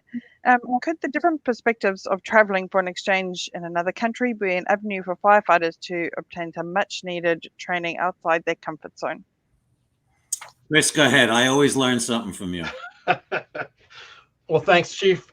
You know, it's interesting. I actually, as I was listening to all of our conversations here on the roundtable, you know, we're connecting so many different dots here on an international basis through technology. And this really is a testament to what can be achieved in a non-invasive way that has very minimal cost. When we talk about exchanging ideas and programs and benchmarking best practices, insights, and so forth. So directly to the question, I'll give you some insight. So yes, there needs to be a greater emphasis placed on these types of exchanges, but how we achieve that, I think in today's day and age, very well may be slightly different than what we were expecting to obtain and attain in a different era. First of all, let me just offer some items in terms of a historical perspective. And I actually had the opportunity to sort of live through all of this back in a different era and time. So historically, back in the 70s, late 70s, early 80s, there was quite a bit of exchange occurring, predominantly through the UK. A number of our colleagues, both Jerry and I, know very well, were coming here to the States and embedding themselves in many of the larger urban type settings, whether it be Toronto, Vancouver, Montreal, Ottawa, or FDNY with New York City, Boston, Chicago, and certainly Los Angeles. Many of the larger metropolitan brigades and organizations internationally would come here to the States or then to the North Americas and embed themselves in the urban settings in which, again, a tremendous degree of activity were occurring. So there was quite a bit of that, but again, it started trailing off as we got into the 1980s. There were a number of international missions or exchange programs that were actually sponsored by the International Association of Fire Chiefs. Those were occurring back in the mid 80s to the early 1990s. And those exchange missions were predominantly comprised of various fire chiefs from throughout the United States. And they in turn visited numerous countries on a worldwide basis for almost a 12 to 15 year period. They in turn had many other colleagues from these other sister cities or other areas come into the States and also either share or go through a variety of different activities over the course of extended days to observe or participate in various different types of exchanges. The first and foremost, the first formalization of an exchange program occurred in 1995 through the International Society of Fire Service Instructors, in which an instructional exchange program was formalized between UK, Australia, and Germany. And through a competitive process, individuals were selected to become the exchange student or instructor, and they in turn were embedded in those three particular countries and got involved in observations and actually formal instructional delivery to our colleagues in those particular areas.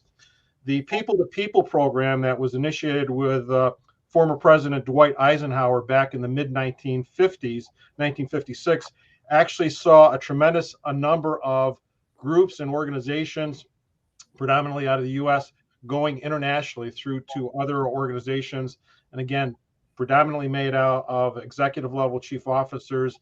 And again, they got involved in these exchange processes.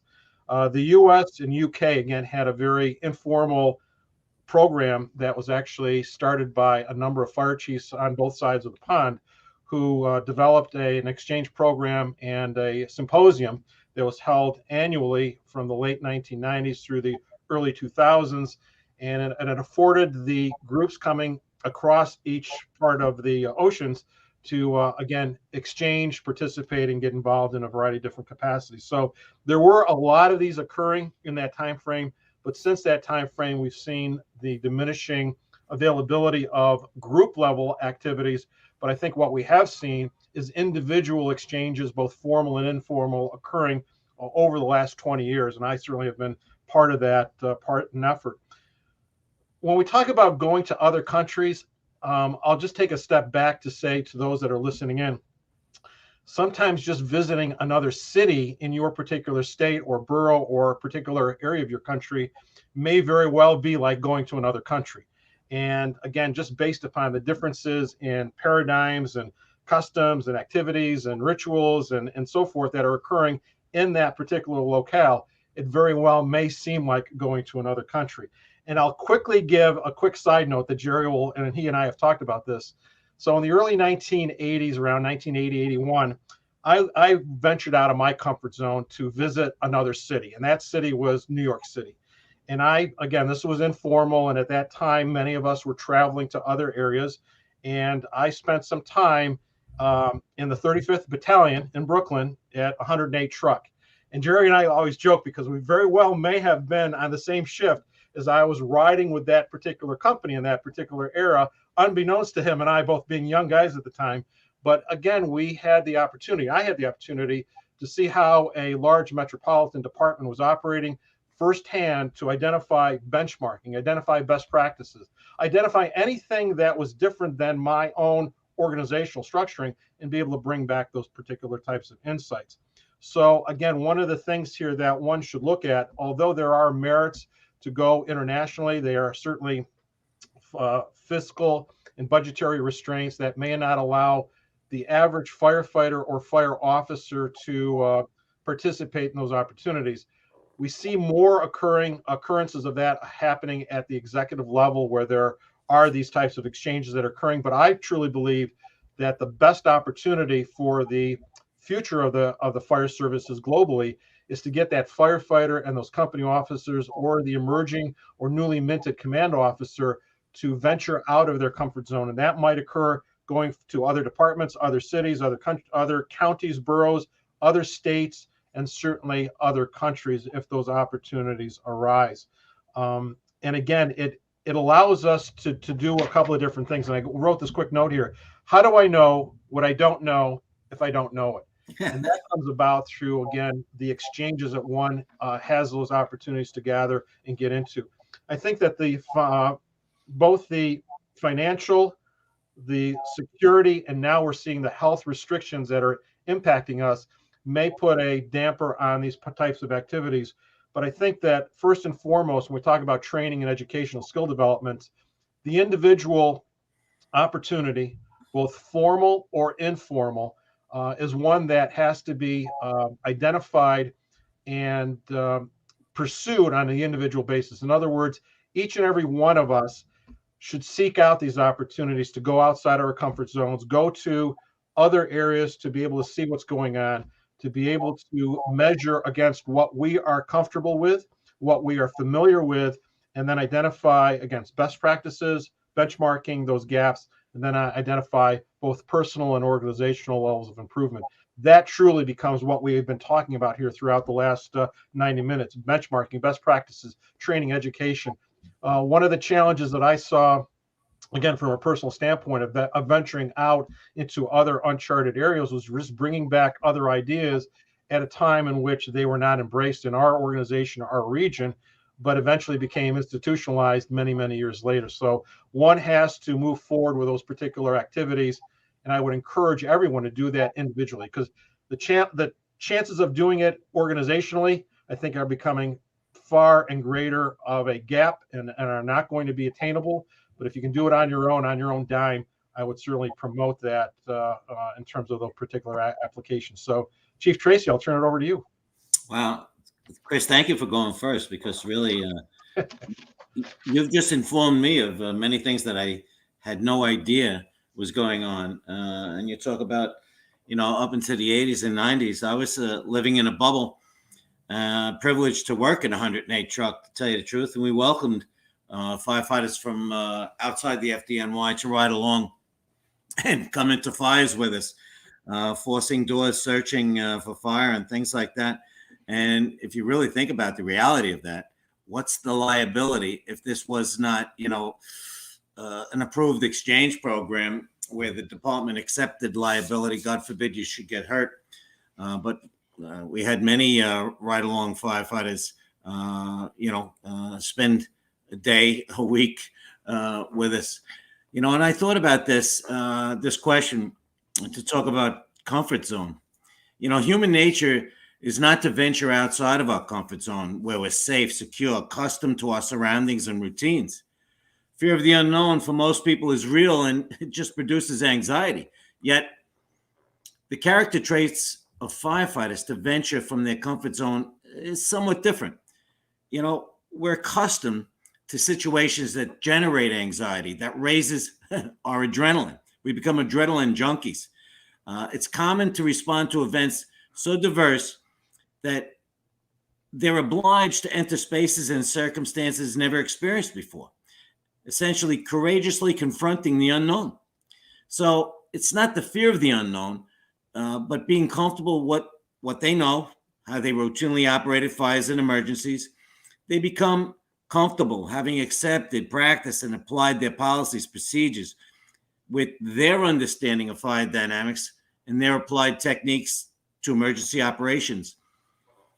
Many departments and brigades are living in that bubble that I lived in. What's the incentive to stray outside the bubble? Well, for me, it was curiosity, the thirst for knowledge, and building relationships with like-minded individuals. Stimulating conversations can not only be enlightening, but addictive. There's many talented and brilliant minds in the fire service. Chris, you're just one of them. In the fire service throughout the world. We just have to reach out, strike up a conversation, and learn what they know, how they operate, what stimulates their passion for this profession. I think this is a call that's asking me if I want to extend my car warranty. But it's a case we have to reach out. I want to learn what other firefighters know. And again, what stimulates their passion for the profession. Because we come to realize we're all of the same cloth. We have a lot to learn from each other. I've been privileged to become close, with two individuals that I believe are truly brilliant and have raised my level of awareness and understanding in many aspects of the profession. Peter McBride, and you know him as well, Chris, of Ottawa, Ontario, Canada Fire Service. He's broadened my acumen considerably, and from across the pond, as they say. And I believe you were referring to him when you spoke of firefighters coming from Europe over here to New York, Chicago, and places like that. And that's Dr. Paul Grimwood, a former firefighter with the London Fire Brigade, also a brilliant mind who has made tremendous impact educating the fire service worldwide. They've both been mentors for me over the years, and I thank them for that and their friendship. So we need to reach out, step out of our bubble. Thank you. I'll just add one quick note here. As we talk about this in the context of training, one cannot become an effective trainer or any other capacity of a trainer without the depth and the degree of perspective on what's occurring well beyond the confines of our perimeter. And whatever that perimeter may be, our department, our jurisdiction, our city, our state, our region, our country, we really need today more than ever to attain this level of global perspective in order to be able to become more literate in how we deliver training and to understand all of the different parameters that come out of best practices, benchmarks, the good and bad of it. I mean, it's also the things that are going wrong. We have to understand why they went wrong, whether they went wrong at Grenfell or in Charleston or any other area in which a significant event has occurred, we also have to understand the paradigm. So that type of exchange, when we talk about perspectives and visiting, sometimes it's just also the virtual exchange of being able to talk to someone somewhere else in the world online, as we're doing now, and be able to garner some insights and information to broaden our perspective. And I think that's all part of it. I agree. And I'd like to just make a comment to Scott, who was talking earlier on virtual reality, in that they have this program where they're feeling heat. They can operate a hose line, they hold a nozzle, and they can operate it in a straight stream, a fog, or a cone pattern. And that when they introduce water, the fire goes out. I'd like to just mention, you know, for most fires, compartment fires, a fire in a flat, and I'm sure that program works very well. You have to be careful in that, you know, my forte is high-rise firefighting. A fire in a large open office area, or let's just say a warehouse arena, a large fire, that program, is it really adapted to a large area fire, tremendous energy being generated? And is that program, the water being introduced from that hose line in that virtual reality program, is it truly programmed for those heat release rates? You know, and I question that when he talked about it. They introduce water, the fire goes out. Yeah, but how about the big fire? That'd be a question for me. And that's the international reaching out. Thank you, Deb. Thanks. Right, this question is to Stephen and Chief Richardson. Previous panels have addressed the future of fire service leadership and change in the fire department culture. How does the subject of fire service training get addressed in the context of these two subjects? Go ahead, Scott, or do you want me to do it for you? Go first. Okay, first I want to address Chief Tracy's question. I completely agree with you. When I talk about the virtual training, I am speaking purely from a incident command and control standpoint.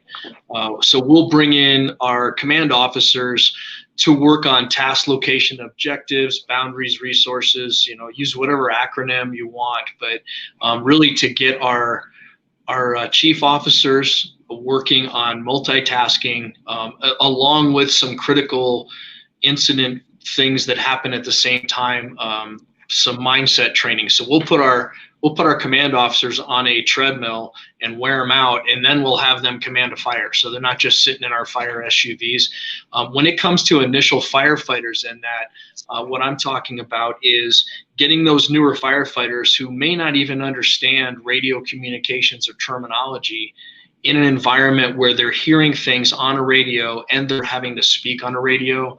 I agree that there is some virtual reality training that is somewhat effective for task level firefighting, but I agree with you, Chief. I think for you to understand the dynamics of hydraulics and fire behavior, virtual reality does not do that for you. So as much as I love virtual reality for some things, I don't believe there's a place for it in everything. So with that, I feel like to this question, the future of fire service leadership and change in fire department culture, to me, they go hand in hand. They are one and the same. Firefighters respect those that engage at all three levels that we spoke of, whether it's task, tactical, or strategic, especially as we progress through the ranks. And this requires, or this, this basically is on the fire ground as well as the drill ground. So, you know, if you think back to those of you that are officers, chief officers, you know, if you think back to your time of being on a fire, you're well respected if you actually get out and talk to the troops and you roll hose with them and you spend time with them. You know, a lot of times they'll look at you like, what is this chief doing rolling hose? But at the same time, there's that respect. And that goes both ways. So we have to spend time with our people outside of the simulation room, outside of formal training opportunities and incidents, so that we know those people. We understand their learning styles. We understand what resonates with them. More so now than, say, 30 years ago when I got in this business. We have to understand differing personalities, different ways that people grew up and how they understand things. So it's important for us as fire service leaders to learn the technology and tools that are available to deliver this training in a way that resonates not only with the people that are in leadership positions now, but also our up and coming members. We need their buy-in and ownership so that we can help them understand these things. I'm not saying we have to completely change how we train. We just have to be a little more diverse in how we do that. And most importantly, to Chief Nam's point, I love the, just visit another city. If you're a member, let's say you're an operations chief, form an operations group of chief officers in surrounding cities. That's the best way to get those other perspectives. And don't just limit it to large metropolitan departments like ours, but take the departments that have 5 or 6 stations and then get together once a month on a regular basis. Develop that relationship and that culture and let your people see that. Because if you model that as a leader, they will do it. So let's embrace what's different. What we don't know, I loved the whole quote about, not knowing what we don't know. And I also love, to Chief Robertson's point, the tradition versus progression.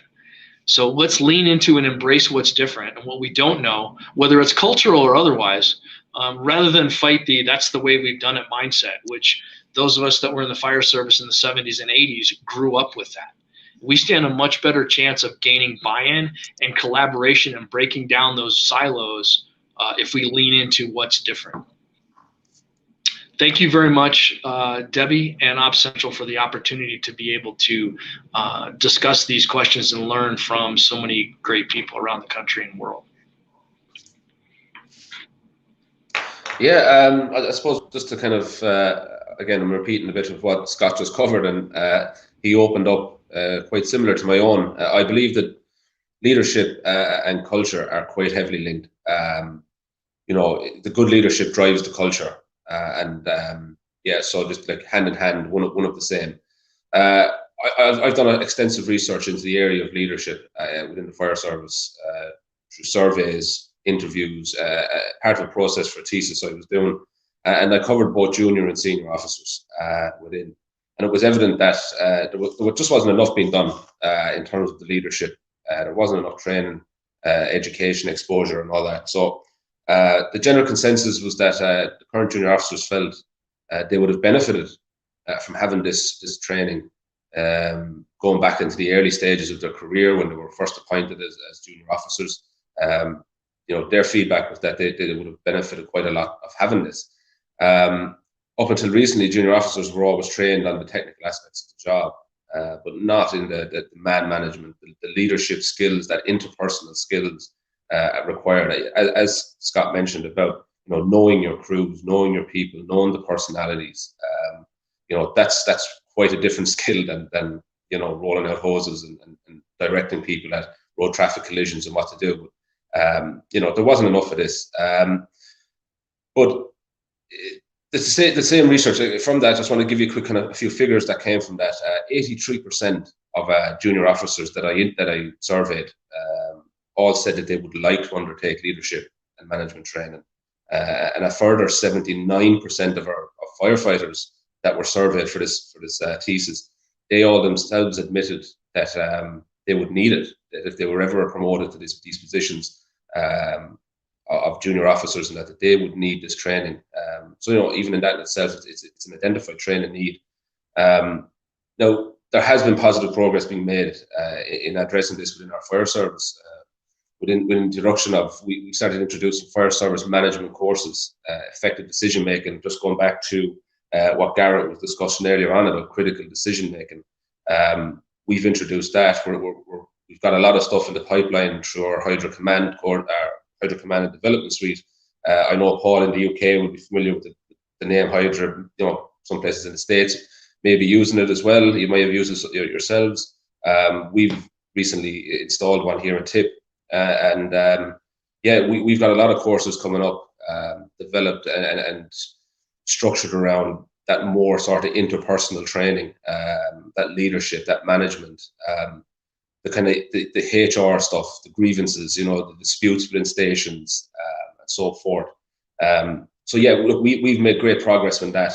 It's starting to take off. It's starting to really embrace that side of it now. And the feedback that we've had from it is quite positive. A lot of the junior officers that come on these courses, and there's sometimes we have a mix with junior officers, senior officer courses that mix as well. And usually as well, it's usually the first time a lot of these officers sit together in the same room and get to kind of first-hand experience, you know, what's expected of their roles. They never really get exposed to each other's side of it. You know, you just have your junior officers on the ground, you've got your senior officers in management, and they never really kind of intertwine too much. This was a great opportunity for them to understand both perspectives and I suppose, again, that leadership that, you know, comes with the role and comes with the territory. So yeah, look, better leaders, better culture. It's quite simple. We had a huge cultural kind of overhaul, I suppose, in fire service here in Ireland, dating back to in around 2007.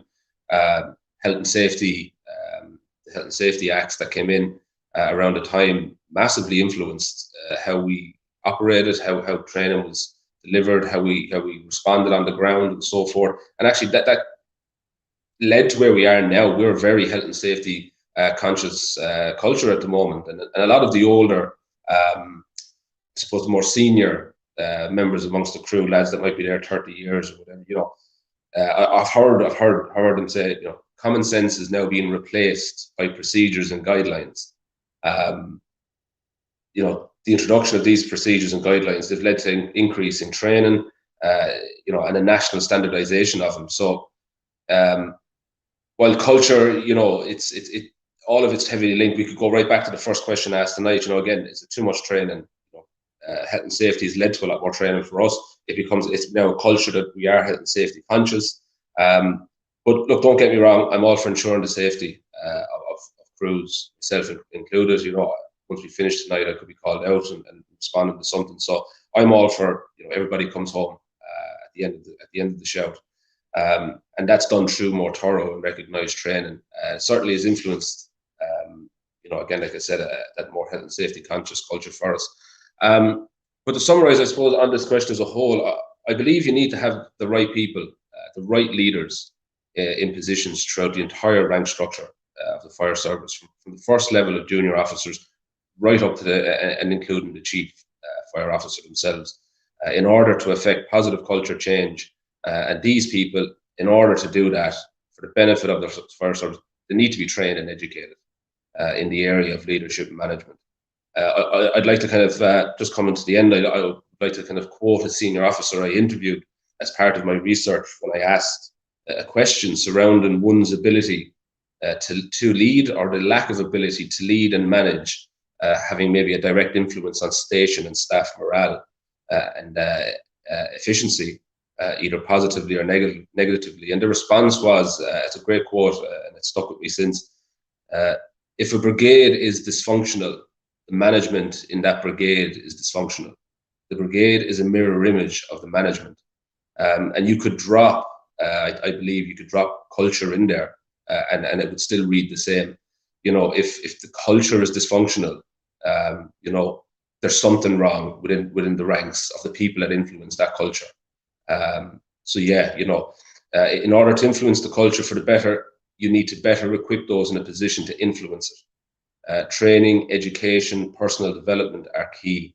I do believe, from what I know is coming through our Hydra Command and Development Suite, what's planned in training-wise in the near future, I certainly do believe that the Irish Fire Service, we're heading in the right direction with that training, and we're kind of moving away from the old, so that's just how we do things. There was a Defence Forces here in Ireland's quote that was, I read, again, part of my research, and it was on leadership and culture, and the Defence Forces had a piece out on it, and what they said was that if the question was ever asked, why do we do that? And the answer is, that's just how we've always done it, then something is wrong and something needs to change. So yeah, I think we're heading in the right direction, speaking primarily for ourselves here in Ireland anyway, but it's just the tip of the iceberg, but, you know, hugely interlinked. And I believe, like I said, the right people in the right positions massively affect the culture, and we need to offer them the training and education on that. Right, I'm aware we've gone a little bit over today, so if anyone needs to drop off, these are recorded. You can go back to the same link on YouTube and see them. But we do have 2 more questions and awesome panelists, so I'm going to keep going. We are going to put the next one to you, Gareth and Chief Robertson.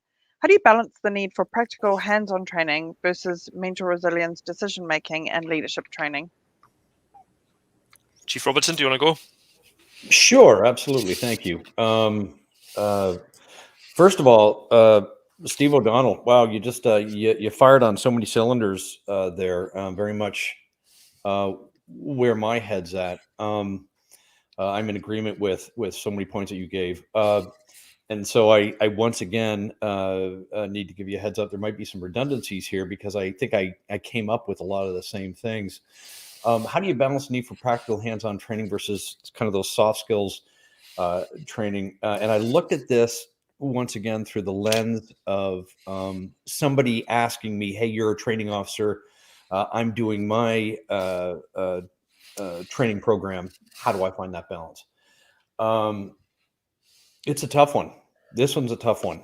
In training context, I feel the fire services, quite frankly, we are out of balance. We're nowhere. I still think we are practical hands-on training heavy, soft skills light. But even having said that, because of that saturation point that I mentioned earlier, that I feel that we're at, even though we're practical hands-on heavy, we're not giving it the time or concerted effort or the deliberate practice that's required to make people within our programs proficient. We're seeing an increase in call volume. We're seeing an increase in using line personnel for department special projects, the need for greater community outreach, long-running staffing issues, the emergence of new programs like community paramedicine here in North America, et cetera, among other things. Once again, training time is being taken away from an already time-strapped training calendar. So we are out of balance, and we can't really train enough on any one subject. Balance is a moving target. You know, it's a tough thing to strike. I think one of the first solutions in trying to achieve balance is a constant revisiting of your training objectives.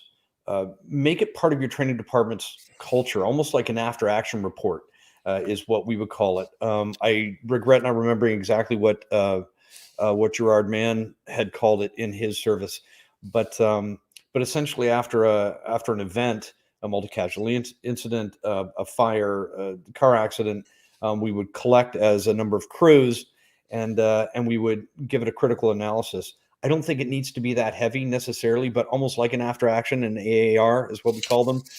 After academy, after a large exercise, consistently at regular periods throughout your training calendar, modeled after that AAR. If you ask what you would after a major event, did this work? Why or why not? What can we do better? How do we achieve that? It's in those regular checkups that imbalances are identified. And once an imbalance is identified, energies can then be achieved, can be focused on re-achieving balance. A second solution I'd like to suggest to certain departments stop stacking your calendar. What I mean by that, in terms of practical hands-on training, I think the fire service, we too often swing for the fences. Debbie, you had mentioned that you watched, I think, 4 or 5 hours of baseball recently on your birthday. So it's a baseball analogy. You know, I see fire departments consistently. It never is a simple drill. It's never a half-hour drill. It's always pulling hose and reloading and pulling hose and reloading. And we're going to have truck 1 and engine 1 and squad 2 and squad 4 showing up, and it's this multi-company stuff. And those are very important. I'm not going down that path at all. But it's always this swinging for a home run. And in my opinion, to carry that baseball analogy a little further, it's singles and doubles that win the game. Shorter, they're easier to execute, they're easier to explain, they're easier to unpack. They still allow for a maintenance of hands-on training without being bogged down by the logistics of these constant larger scale exercises. So that's yet another solution towards trying to achieve balance, my final offering is a much bigger undertaking, but it may be needed. It's a deep and serious and critical dive into the department's training regimen. Is there a disproportionate amount of time being spent uncovering training evolutions that are rare circumstances? Are you holding on to training of certain things for tradition's sake? I think of recruit academies. They still spend almost a day on doing what we call a stadium raise. For those of you that don't know what a stadium raise is, it is taking a 40-foot ladder as an entire crew, having it upright. It's not up against a building, and using stay poles, you all hold it together as a crew, and then you have a recruit go up the ladder and down the other side. And it was supposed to be this old school way of teaching teamwork and trust. Is it traditional? Sure it is. Does it develop teamwork and trust? I'm going to offer up that there's much better ways to do that, and definitely not burning a day. I'm only using that as an example of the things that we hang on to that are biting into our training time. Is your training not in step with what the community is asking for? Are we ignoring those critical areas of mental resilience, self-care, leadership training? Whatever the questions, that discovery, that deep dive gives you, it should end up at a place of reprioritization, which of course is step one on planning to strike the balance, which is the question. I'm not shy in saying I struggled with this and coming up with some hard solutions.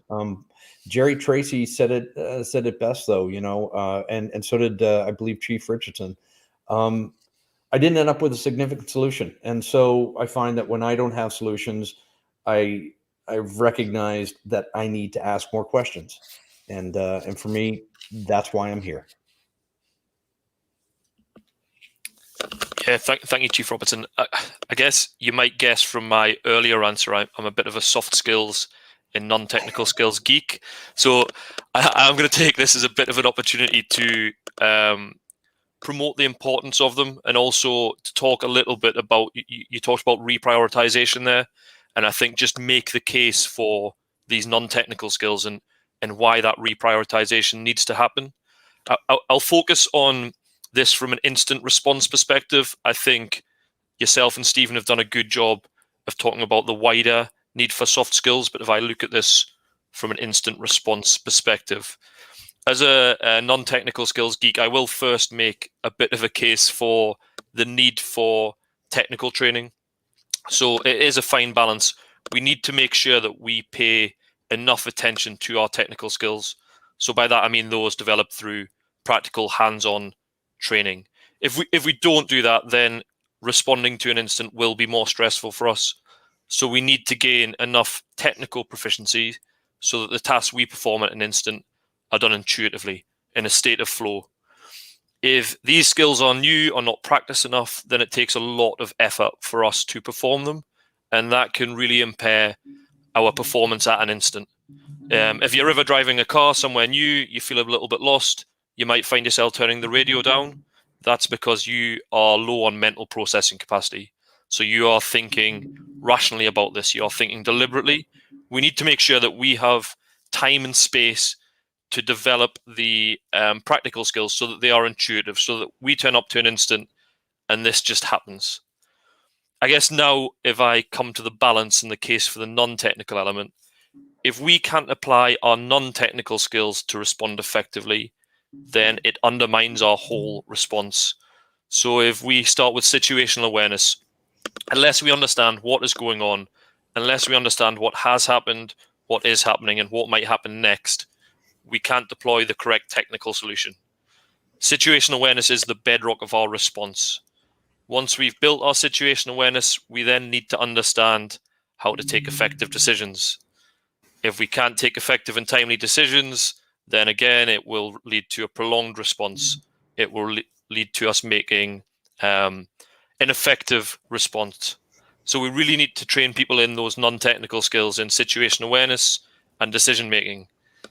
Taking that further, once we've made a decision, it's really important we understand how to communicate that decision with our team to build on the teamwork that you discussed earlier.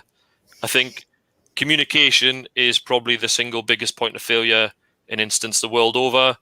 I think if we were going to run an exercise or incident now and write the after action report, we could probably write a section on comms before the instance occurred.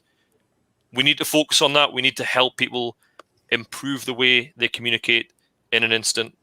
And then again, that brings us on to leadership and teamwork.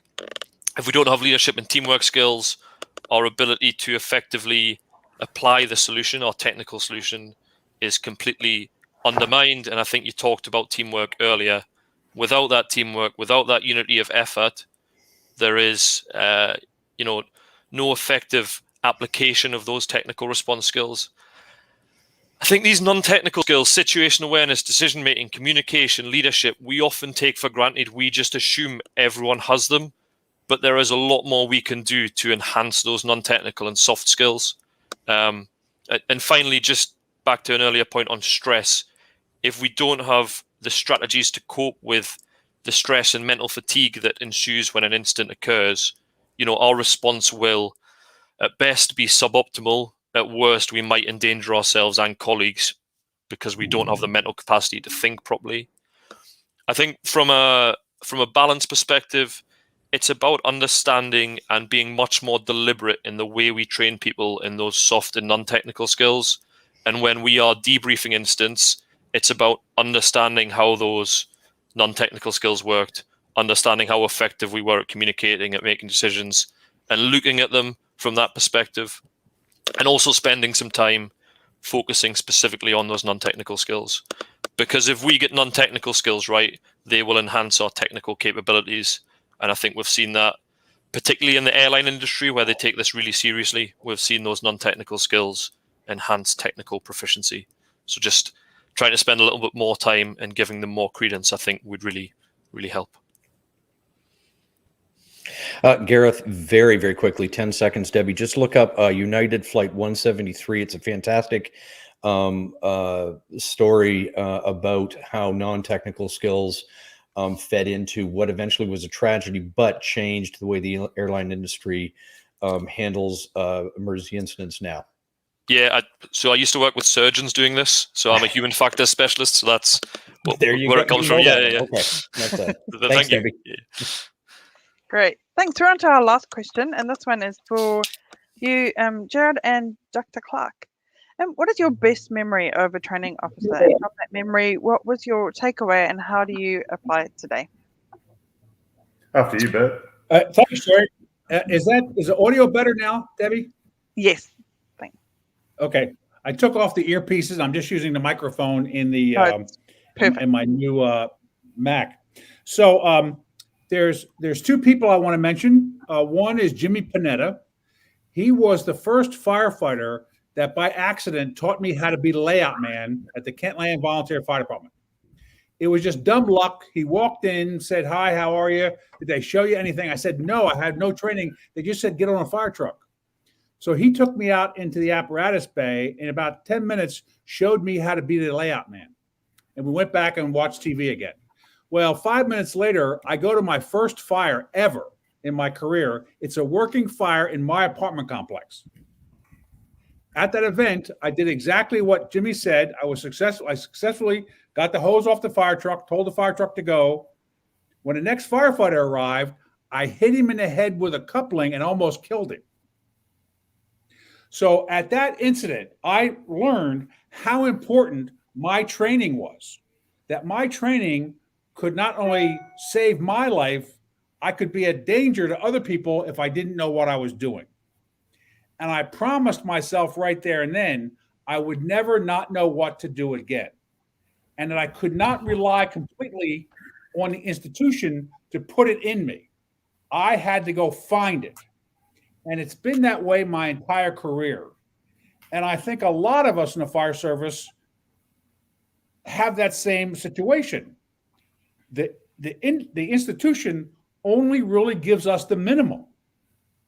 If we want more, we have to go do it on our own. And everybody doesn't want to do that. You could look at the people on this call. They are different than the other people in their organization because they've got outside of their organization to take responsibility for their own training and development and their own professionalism. We have not achieved that level of professionalism yet as a discipline. From the first incident, that's why I learned that. Then the next person is Frank Brannigan. You've all read Building Instructions of the Fire Service. But more than that, what Frank put in my head is that there's a difference between a discipline being based on science and research as opposed to experience and consensus.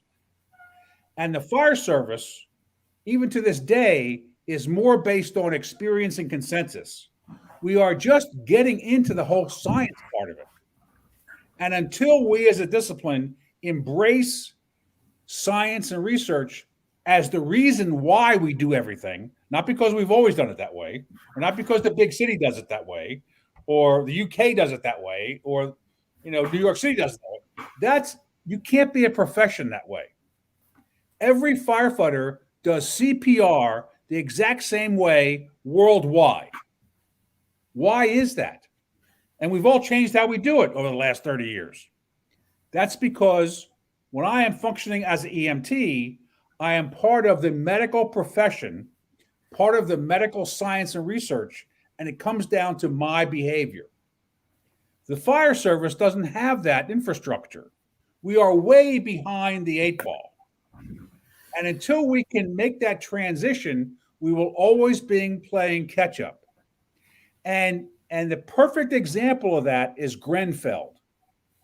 If you have been watching how closely they are examining every decision made in that building before it caught on fire, and now they're getting into every decision that was made by everybody at that fire. Part of their training is what caused them to make that decision. Just recently, the most recent document that came out, I sent you a copy of it, Debbie. You should send that out to everybody on this call because I think that's a wake-up call for all of us. Could our training and our behavior stand up to a court of inquiry? And the answer most likely is no, because it's not based on science and research. And I'm not blaming anybody, but the call takers that answered 911 or 999 in Great Britain, they were trained to call people and to take calls from people in high-rise buildings. And the training used to be one whole day long.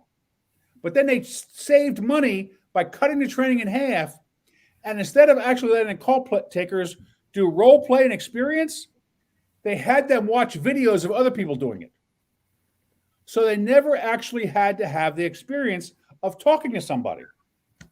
The other thing that's just mind-blowing is that the design was based on it would, and they'd only do 3 to 5 scenarios because they said there would never be more than 5 people calling if there was a high-rise fire wanting to have assistance. Well, when Grenfell took place, there were 120 people calling. So the entire foundation of that training that we put into that was one of the factors that led to all those fatalities. And the poor incident commanders, they were not prepared to say, we're going to do away with this stay put order and go to an evacuation order much earlier. The same thing happened in 9/11. Those buildings were supposed to stand for 3 hours. They stood for 100 minutes. So we are making decisions with very little science and research behind what we do. And that's been from my first fire until today. We have to make that transition if we want to be a real profession. And I know we spend so much time on EMS, but all the people with MD on their jackets are going to tell us how to do that. There's nobody telling us how to be firefighters. We get to make that up. That's not good enough. We need to have a different paradigm in the 21st century if we want to get close to all the challenges that society is creating for us.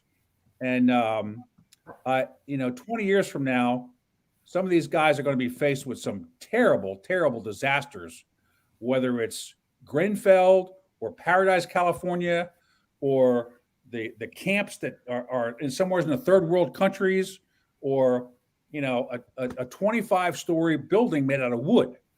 These are going to be challenges that the people in the future will have to face, and I'm afraid we're not close enough to being able to handle those situations. We'll do the best we can, but we can always do better. That's my takeaway message from all my training. You can always do better. Thank you. Thank you, Bert. Just finishing up there, your talk just then really reminded me, and I'm going to paraphrase, and I think it was Sir Massey Shaw stated, if you have learned a skill from performing it out of necessity, you have in turn learnt it poorly. So if you just learn a skill by doing something and you don't do the study behind it, you have learnt it poorly because you've done it out of necessity. Yeah, brilliant. Thank you so much for that. I'll be very quick, as I know I'm the last question today, and we've been going for quite some time. So my best memory from a training officer was a bloke. I've been so fortunate in my career. I have met so many people that have helped me along the way, including panelists on today's show. There was a couple there, and I thought about writing about one of those guys. But I decided to write about a dear friend of mine, Peter Egan. He was my on-station trainer after I finished recruits. Pete taught me all of my increments. That's what we call our appliance tickets, and helped me continue with all of my continuation training. And he spent a lot of time with me, worked out my learning style, and I consider him a friend and mentor today. It's hard to lock down one specific memory. I've fought my best fires with Pete. We always joke that we've always fought the best fires together. We've just had a really good career together. And some takeaways from Pete. So Pete's been in the fire service as long as I've been alive, so 33 years. When I got on station, he was 23 years in the job, and I've always wanted to be a firefighter. All I've ever wanted to do, read Report from Engine Company 82 at the tender age of 14 and was like, bang, that's me, I'm there. And so I was really passionate, really energetic, really over the top, checking the truck 6 times in the morning before smoko. And here's this bloke, and I've met 23 years in the job, and he's bouncing off the walls harder than I am. So Pete always taught me to encourage passion and love of the job. If you find that in someone, harness it. Make sure that you encourage them to follow it and to keep the passion alive and to bring that to work every day. The next thing he taught me was to work to your learners. So meet their expectations. Again, we've heard today throughout the panel how as instructors we need to meet the needs of our learners. And if they've got challenges, we can work past them. We need to style ourselves on our learners so that we can transfer our information to them. And that's been such a big lesson for me. When I first started instructing, I completely ignored that. I was like, no, this is the information, you need to learn it. This is how I'm telling you, you need to learn it. Now I'm completely different. I ask the question, what's troubling you? You look a bit lost. How can I say this better? What aren't you understanding? I'm starting to ask the learners the questions rather than just give them the information. Pete's a big one. He's always on the lookout for ways to improve, and he encourages curiosity. Ask any fire service in the world, they'll tell you that they're the best one. But we all do things so differently. And so that creates this real paradox. So always look at how other people are doing things. And the worst thing that you can find out is that you're doing it better. You could always learn something from everyone. So always be on the lookout for ways to improve, and always make sure that what you're doing is right or reasoned action. And lastly, Pete taught me never to discount any voice. Everyone brings something to the table. And the way he taught me this was we were out teaching some new recruits pumping. And he said, we're not going to tell them how to do this one task. I want to watch them. And so he said, I need you to get that hose. I need you to take that hydrant, put it in. And they did it in a completely different way than what I've been taught to do or how I do it and how he does it. And it was really efficient and really good. And he said to me, I said, wow, I would never have expected that. And he said, well, that's because you and me are so indoctrinated in the fire service now, we can't think outside of it. But we get these new recruits in with life experiences that are different to us or that have worked different jobs in different industries. and they can bring something to us and teach us new things. And it's just amazing. I'm picking up so many little things every single time I meet a new recruit. It's really good.